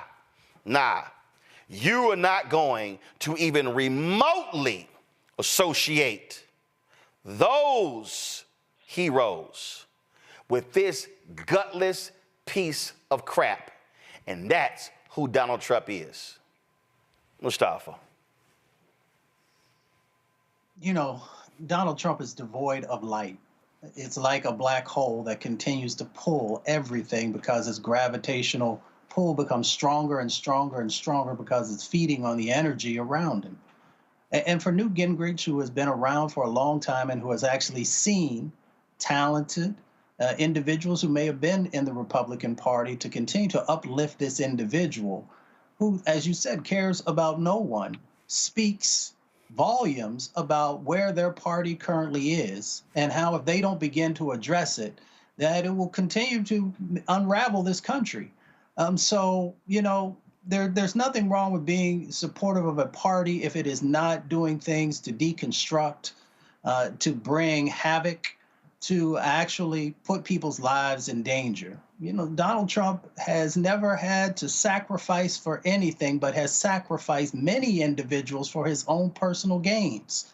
And for Newt Gingrich to continue to feed into this, once again, speaks to how the particular party at the moment's moral compass is broken at best or no longer has any moral value to add to this democratic thing that we are trying to figure out how we get it right. So, you know, I hope folks will educate themselves, and I hope that they will begin to actually look for individuals who are focused on trying to uplift our country, who are trying to make sure that those who have never had a voice now have a voice, and try and make sure that we're creating something better for our children and our children's children.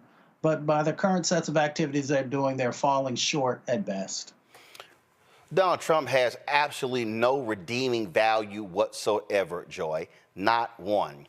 And the reason this even ticks me off, because when I talk about the black civil rights workers, when you talk about Fannie Lou Hamer, when you talk about Bob Moses, when you talk about all these individuals, it's not just black people. It's so many other folk who put their lives on the line, who actually were willing to stand up and fight to end Jim Crow, to end segregation in this country. And so this so-called fight Donald Trump is in, paying off a porn star, you can't even remotely compare that to the battle against Jim Crow. Go to my iPad, Henry. This is a white man, y'all, who on this day in 1963, his name is William Moore. He was from Mississippi, but he had moved to Baltimore. He was found dead, as you see right here. This is from the Equal Justice Institute. On April 23rd, 1963, William L. Moore was found dead on U.S. Highway 11 near Attala, Alabama.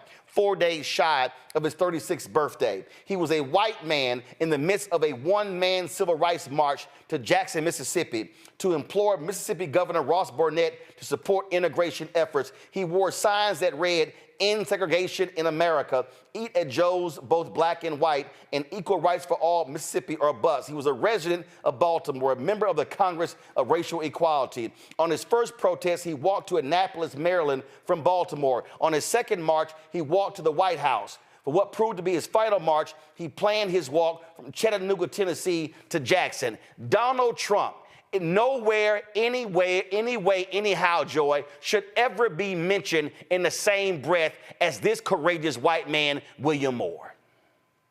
That's right. And keep in mind, Newt Gingrich was an older man. So he's not talking about a bygone era that he doesn't remember. He was a contemporary of some of these civil rights leaders, champions, people who marched or who was immediately their junior, right? Immediately the inheritor of that generation. And while he often tries to erase it from his resume, he started off as a Rockefeller Republican, right? A more moderate Republican, the era that we don't even think about now. Mr. Rockefeller would be appalled at who he has become and would have known at that time, as the young Newt knew at that time, that Donald Trump and anyone in his league, including the current version of Newt Gingrich, are not fit to utter the names across their lips of any of the people who died, who fought, who bled, who cried during the civil rights movement. He ought to be ashamed of himself. John Quayle, he's from Georgia. He knows better. Now, if he wants to look like a fool and go defend Donald Trump, I don't care. You can do whatever. But what you're not going to do is invoke civil rights workers in Mississippi in the 60s and nobody say a thing. Listen, that was another difficult thing to watch, right? Because the civil rights movement, you know, Donald Trump has, during the course of his campaign, has made references about why the blacks support him, right? Is because he is facing discrimination by all of these lawsuits. However, the civil rights movement, we were fighting for basic humane rights, right? The ability to walk in the front of a restaurant, the ability to be able to sit and eat at a restaurant with people that look diverse to us, right? The ability to attend universities, to be a part of anything, right? To be able to do, we were fighting to be able to do anything, to even be able to drink from the same water fountain as someone else, right? And amongst others, you know, you have Emmett Till, which was a teenager that was castrated and dragged by vehicles. And so, you know, it's very difficult to watch. It's very insulting to even make that comparison. For the two shouldn't even be in the same sentence, because you're comparing someone who is privileged and someone who has committed crimes, allegedly, right, until he's found guilty. And he's going through the criminal justice system like everyone else that commits crimes. But you can't compare these crimes that he is being prosecuted for with us fighting for basic human rights. There's nothing similar. Nothing. And frankly, you know, the fact that there are any types of mentions that Black people support him because of the discrimination that he's facing is, it's a horrific thing to even have to listen to or to watch. Oh, well, actually, it's insane. All right, folks, I got to go to break. We come back. We're going to talk about David Mamet and his outlandish take on DEI. Wait till I play for y'all what he had to say. And I got a couple of things to say to him as well.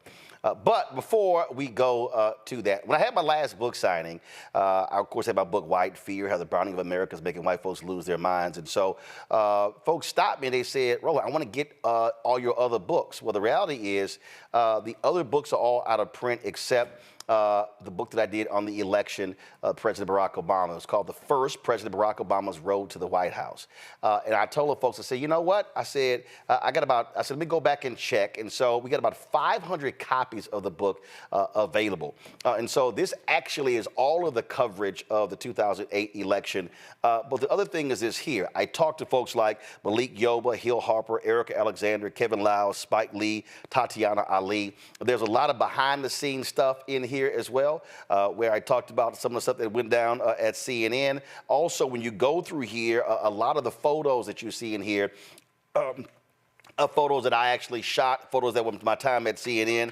And so what I decided to do, because one, I published the book and I own it myself, is that so I said, you know what, I'm going to slash the price to $10. And so we're going to have shipping and handling $5.99. I'm going to personally autograph every copy. So if you actually want to order this book, I'm going to personally autograph every single copy. I'm not reprinting the book. So once we are sold out of these 500, that's it. They're gone. I'm not going to reprint it again. So you can go to RolandSMartin.com/the-first to get a copy of this book. And as I said, everybody who orders this book through the website, not on Amazon, only through RolandSMartin.com, I will personally autograph and mail you a copy of this book. And so, as I said, it's all of the covers, the actual interviews that I did with him. And just to show you, of course, when it came out, there's actually even in here the interviews that I did with him and Michelle Obama, which won TV One Cable Network's his first 2 NAACP Image Awards. And so all of that for $10. Shipping and handling is $5.99. So if you go to RolandSMartin.com/the-first, again, I got 500 copies. After that, that's it. I will not be publishing anymore. And again, this is for the folks who kept stopping me and they said, hey, I would love to get your other books. And so go to RolandSMartin.com/the-first and order your copy today. Back in a moment. When you talk about blackness and what happens in black culture, we're about covering these things that matter to us, speaking to our issues and concerns. This is a genuine people-powered movement. There's a lot of stuff that we're not getting. You get it, and you spread the word. We wish to plead our own cause. Too long have others spoken for us. We cannot tell our own story if we can't pay for it. This is about covering us. Invest in black-owned media. Your dollars matter.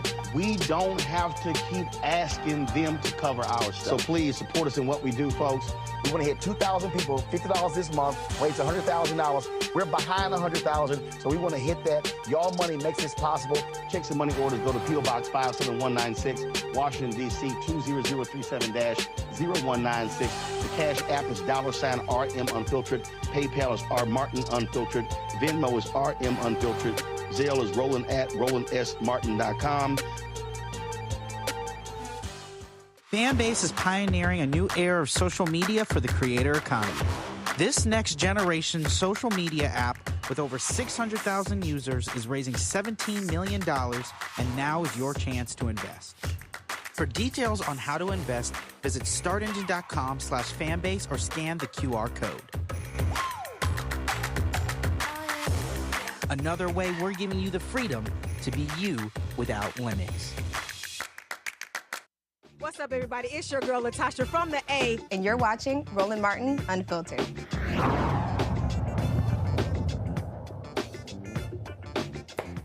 Isn't it amazing to keep listening to white men whine and complain about diversity, equity, and inclusion? Well, recently, screenwriter David Mamet did so at the Los Angeles Book Festival, and he really sounded like a complete ass with his whining. And so I saw this story and I said, oh my goodness, we got to go ahead and play for this because I got a few words. Check this out. You sort of allude to the idea that it's possible that the sort of pendulum has shifted too far, and that you know, there are people who say agree with you who are sort of boxed out because of the sort of because of the thinking behind diversity, equity, inclusion initiatives. Do you feel like it is putting limits on the quality of the work or on other groups, like making an impact in Hollywood? I don't know what groups make an impact in Hollywood, right? No, people talk about movies and the movies have to change our lives. No movie ever changed anybody's life. They're flickering images on a screen. You know, they existed originally so that we could go, so that some Jew who got tired of being a tailor would put up a screen and he would show the movie, and eventually they came out here and started the movie business. They're there to entertain us. I don't need someone to educate me. It's the same thing as a sign that says gender-neutral bathroom. What's the difference between gender-neutral bathroom and bathroom? Who does bathroom exclude? So what does gender-neutral bathroom do, right? It politicizes the human excretory function. It's the same thing with DEI. It's fascist totalitarianism. Leave me fucking alone. That's what I say. All right, so he actually said a lot more than that. The folks at the LA Times actually have a story on that where he talked about a variety of things. And so one of the things he said that, go to my iPad, Henry, he talked about the Academy Awards now requiring having some diversity standards. He goes, the idea that I can't give you a stupid effing statue unless you have 7% of this, 8% of this, it's intrusive. Now, it says here that Mamet acknowledged that discrimination barred groups from participating in Hollywood for years. He thinks the pendulum has swung too far in the opposite direction. He describes the leaders of these diversity, equity, and inclusion initiatives as diversity capos and diversity commissars. And I love this here. The film industry has little business improving everybody's racial understanding, as does the fire department, Mamet said to a few loud laughs in the crowd. He argued that his colleagues are better off selling popcorn than trying to improve representation for women, queer talent, and other marginalized groups. Okay. Complaining about bathrooms, we heard that. And then he went on to talk about some other deals, but his also was interesting. Does Mamet think of his children as Nepo babies who benefited from his illustrious career? Not at all, he said. He feels gratified that they've learned from being on set with him. Quote, they earned it by merit, he said of daughter Zojia Mamet, who starred in Girls.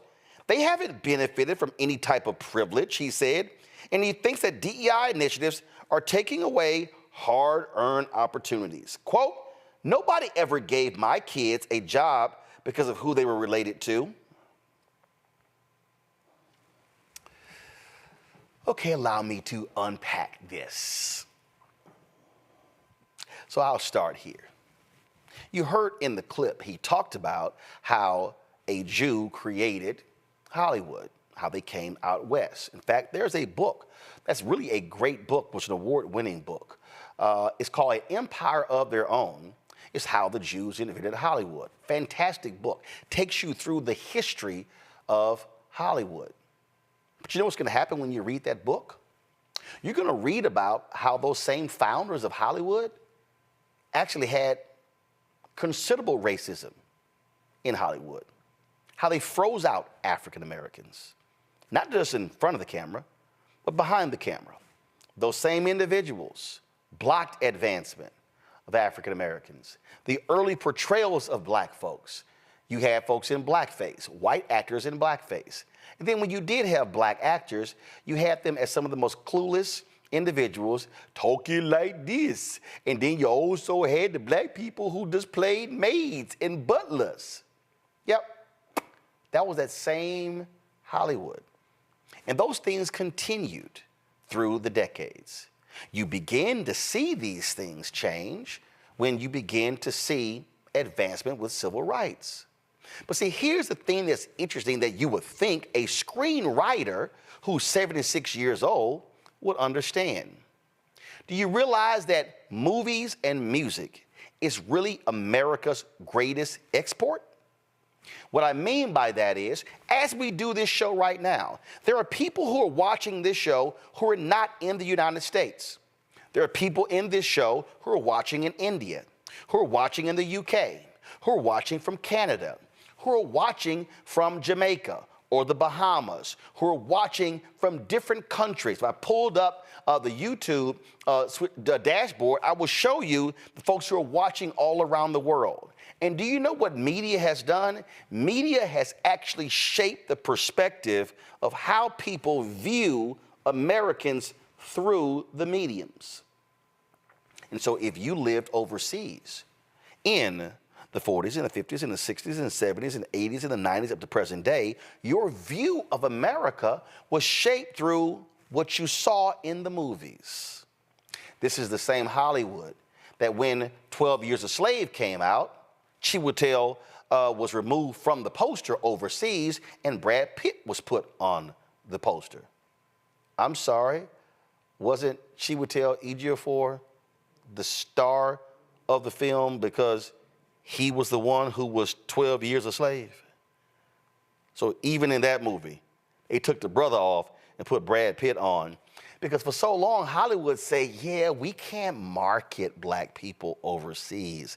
We can't market black movies. But 2/3 of the world is people of color. That thing called racism in Hollywood. And so what David says here is that I think the pendulum has swung too far. I'm sorry.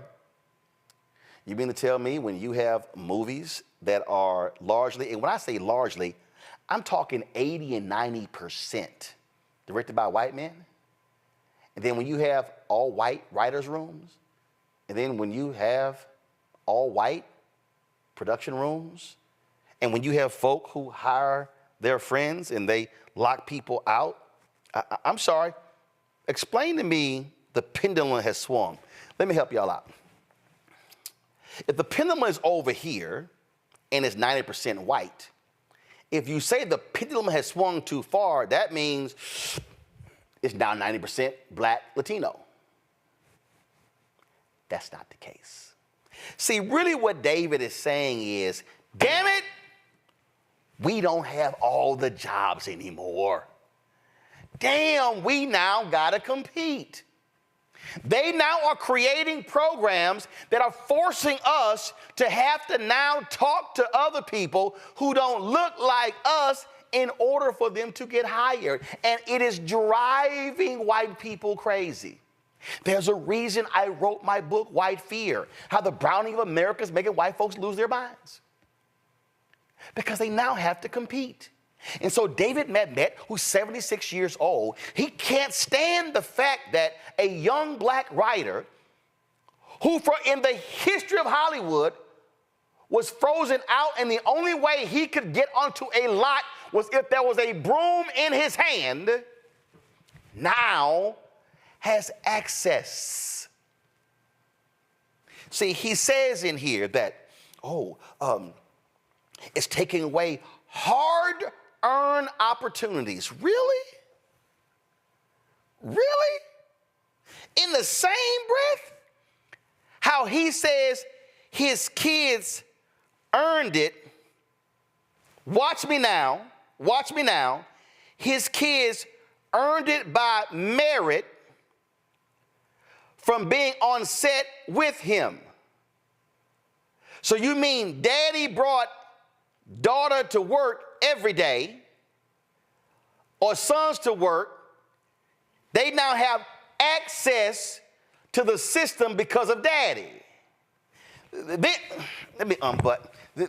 he says, nobody ever gave my kids a job because of who they were related to.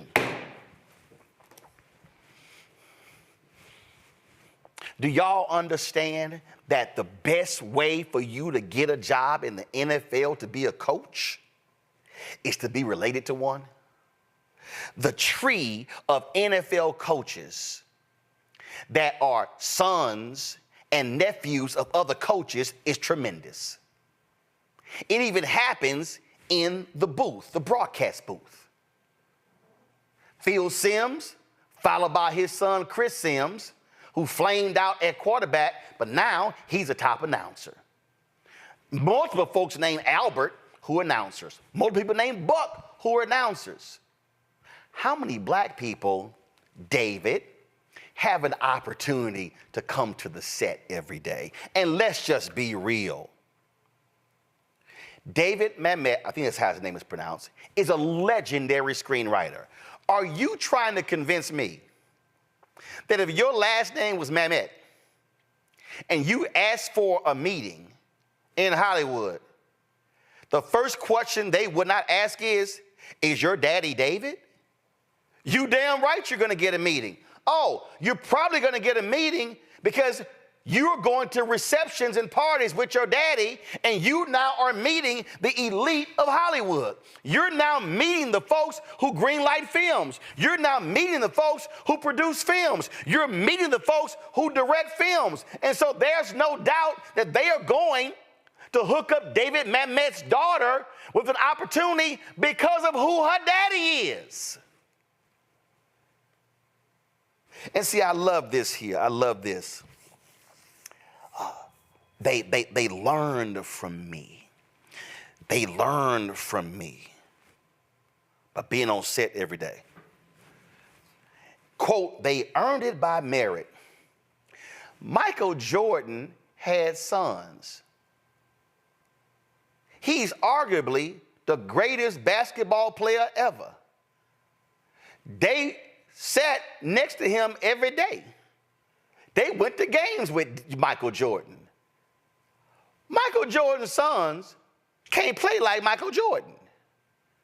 So this idea that just because your kids came with you, just somehow that makes them amazing and highly talented because they came to work with you. But see, what the David Mamets don't want to confront is your family is getting the hookup because of you. And Hollywood is all about the hookup. Who do you know? What the Mamets cannot stand. See, I'm staying on that. The pendulum has swung too far. Y'all, this is the pendulum. This is how far it swung. Oh, let me go back. This is the pendulum. This is how far it swung. Not here, not halfway, not here, not here. It was here, and it swung right here. Oh, they're taking away hard-earned opportunities. What the haters of DEI don't like is that they have had this thing to themselves. Y'all, I'm in the media business. You think I'm lying? If I ask Henry to come out here right now and say, Henry, you worked in production for 30 years who in DC. You've worked at all of these places. NBC, ABC, CBS, C-SPAN, all of these people. When we had the TV One show, y'all, during TV One, we contracted the studio out with News Channel. And I was in there one day. Now, mind you, we're a black-owned network. And I'm sitting here, and I had to ask the question, why is nearly everybody I see as a technician non-black? Now, we had a couple of black folks who ran cameras, but the folks in audio, the folks in video playback, the folks in lighting, the folk in other areas of production, there were very few black people. Because you know why? Because so-and-so would say, well, I got a buddy. I got a buddy. I got a buddy. That's how jobs get filled. We've frozen out of those economic opportunities. Very few African Americans. Look, I'm going to be straight up.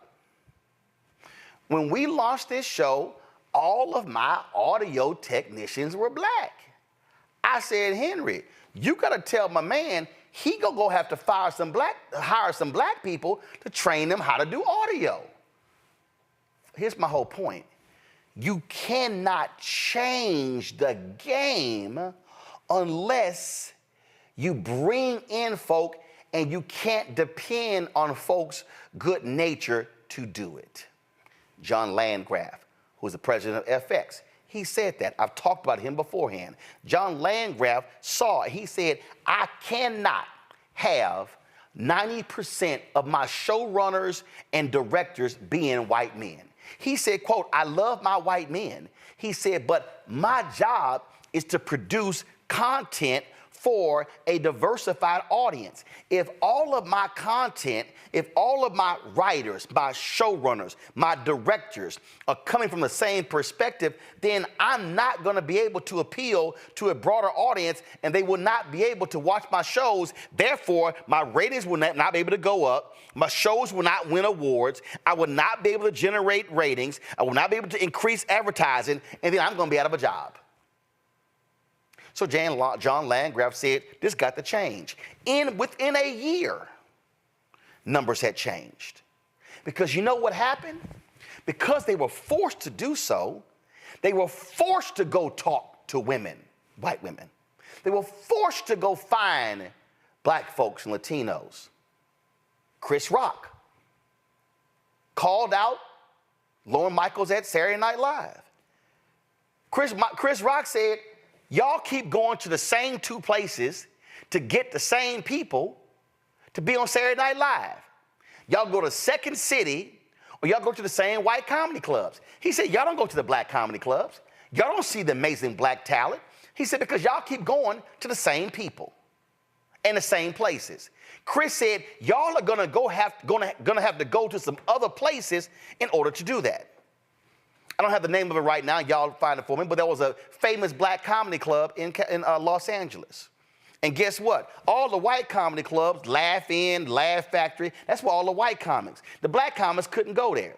If you go to Amazon Prime Video, I think it's Amazon or Hulu, my man, Guy Torrey, they have a documentary called Fat Tuesdays. Because what happened was the black comedy club where Robin Harris was, that's where all the black talent was. They couldn't get to the white comedy club. They were frozen out of the white comedy club, except for a few black people. Guy Torrey created Fat Tuesday, which allowed the black comedians to have one night, and for the white talent folk to come see them. That's how many of them got shows. If God doesn't create that, then you don't put them in front of the folk who are picking the people to do television shows, sitcoms, and movies. And also fill writers' rooms. See, the David Mamet's, what they can't stand is, they can't stand the fact that what the Academy is now saying is, y'all have to do this. We're going to force you to do this because, David, we can't depend on folk doing this thing the right way. And that's really what DEI does. And see, this is very simple to anybody white who opposes DEI. Do the right thing. Do the right thing. See, now, don't come talk to me about hard-earned opportunities and how some folks getting frozen out when y'all been freezing us out for more than 100 years. Now, all of a sudden, y'all want to talk about merit. Now, all of a sudden, y'all want to talk about, oh, so-and-so deserves it?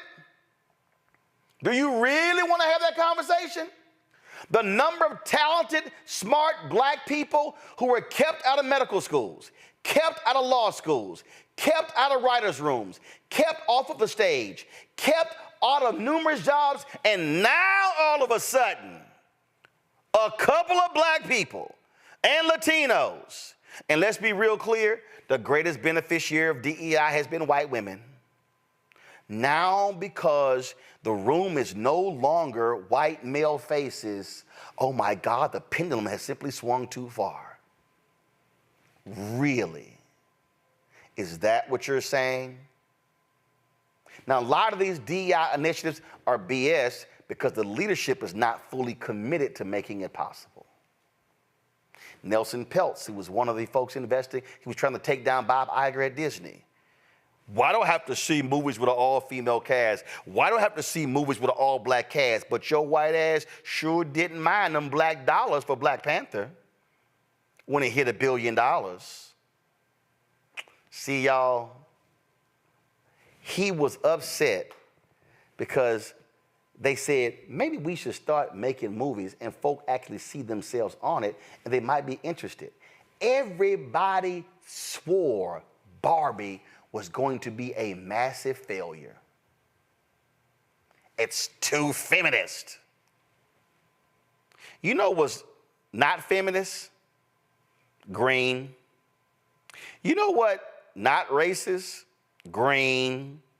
It's amazing how money sure can change a lot of people's view, but here's the crazy thing about Hollywood, David Mamet. A study was done that said Hollywood could generate an additional $10 billion a year if they embrace diversity, and there are still people fighting it. So what does that tell you? What they're saying is, well, hell, if that means more money, we still don't give a damn. And my last point before I go to my panel on this, and that is I need y'all to understand that DEI only works when leadership says it's a priority. When leadership says this is going to happen. So David Mamet, if you don't like the standards that the Academy has put in, why don't you sit down with your friends who are writers and showrunners and directors and producers and studio heads and say, why have y'all been blocking Black and Latino and Asian and Native American and white female talent all these years? Why is this a boys' club? Why do we have writers' rooms for movies, the comedy movies, where they only would go to the Hasty Pudding at Harvard and draft them? They wouldn't go to some of the great HBCUs and say, man, there's some funny people writing down here. No, they will only go to the folks who were there at Harvard. That became, literally, if you wrote there, you got hired in Hollywood. It was just automatic.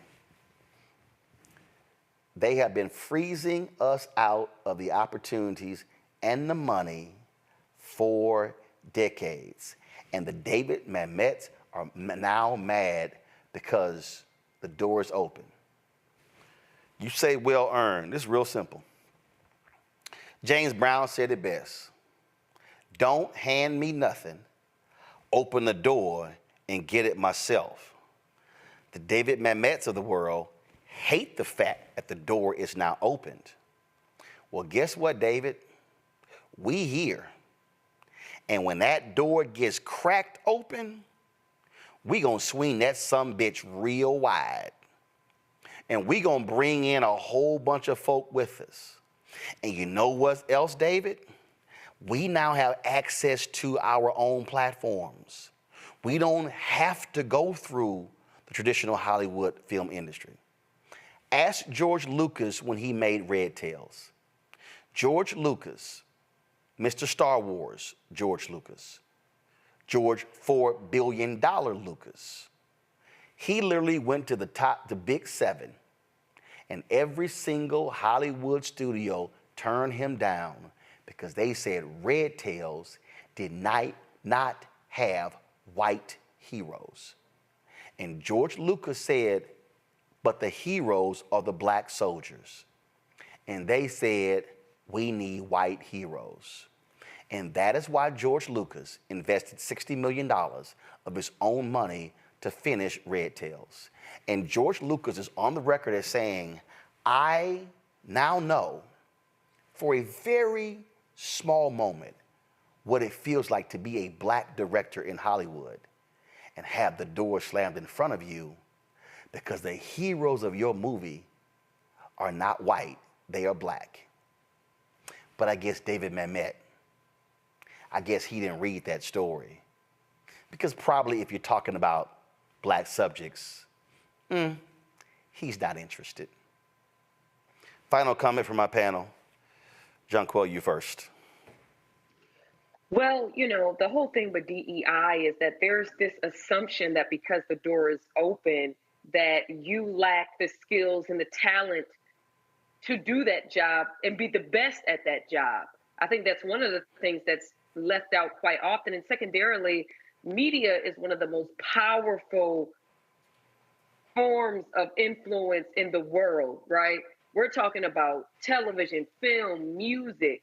I mean, what is portrayed on television, what we consume on a daily basis affects how we view each other, and it affects how others across the world view us. And it is very important that there is diversity on screen, and that I respectfully disagree with his sentiments about movies don't change people's lives. There are people that there's articles that I have written where music has saved people, movies, television series have saved people.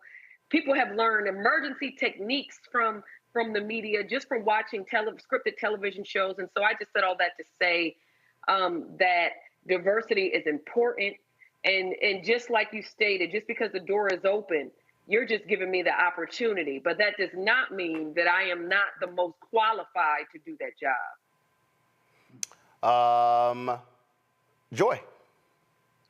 Let me tell you, the door isn't open far enough, but it's open just enough for us to know what to do with people like David. David, I wish you difficult times in getting your movies made. Not only is he a screenwriter, he's also a director. Who would want to work with a person like that? If you were over one of these major productions, you are an employer. Who would believe that he is not discriminating against them with language and talk like that? Any insurance company that's looking to support one of his films should think twice. David is from a bygone era, and maybe his last movie has been made. Mustafa closes out. Black excellence and Black talent has always scared many people in America. As we came out of the Reconstruction period, then they began to create these films like Birth of a Nation, first one ever shown at the White House, that began to reframe who we are and our experiences and the value that they did not see us bringing to America. Then you fast forward to modern times. You know, we remember the words of Miss Fannie Lou Hamer when she said, "I'm sick and tired of being sick and tired." That is a set of experiences that many people of color in Hollywood had to go through. No matter how talented they were, no matter how excellent they were, they still couldn't get the sets of opportunities. But the pendulum is slowly swinging, and we find opportunities now, as you said, on so many different types of platforms to make sure that people cannot deny the excellence that we bring forward, the ingenuity, the innovation. So as we have always, when we began to make progress, folks have tried to find ways, either both subtly or in your face, to slow that down. But no longer are you going to be able to do that, because we are going to not only embrace our excellence, but we're going to make sure that the world knows it in every form and fashion that it exists. Gotta love it. The pendulum has swung too far. All right. Joy, Mustafa, John Quill, I really appreciate y'all being on today's show. Thank you so very much. Folks, that is it for us. I went over a little time, but I need to take some time to smack some folks around, because I just want y'all to understand, this is why this show matters. The stuff we talk about, they not talking about on MSNBC, on CNN, on Fox News. I guarantee you, they wall-to-wall Trump and his trial. I ain't spending that much time on that damn thing. This is why we got to have our own platforms. We got to have our own shows where we own and control, and we are telling our story.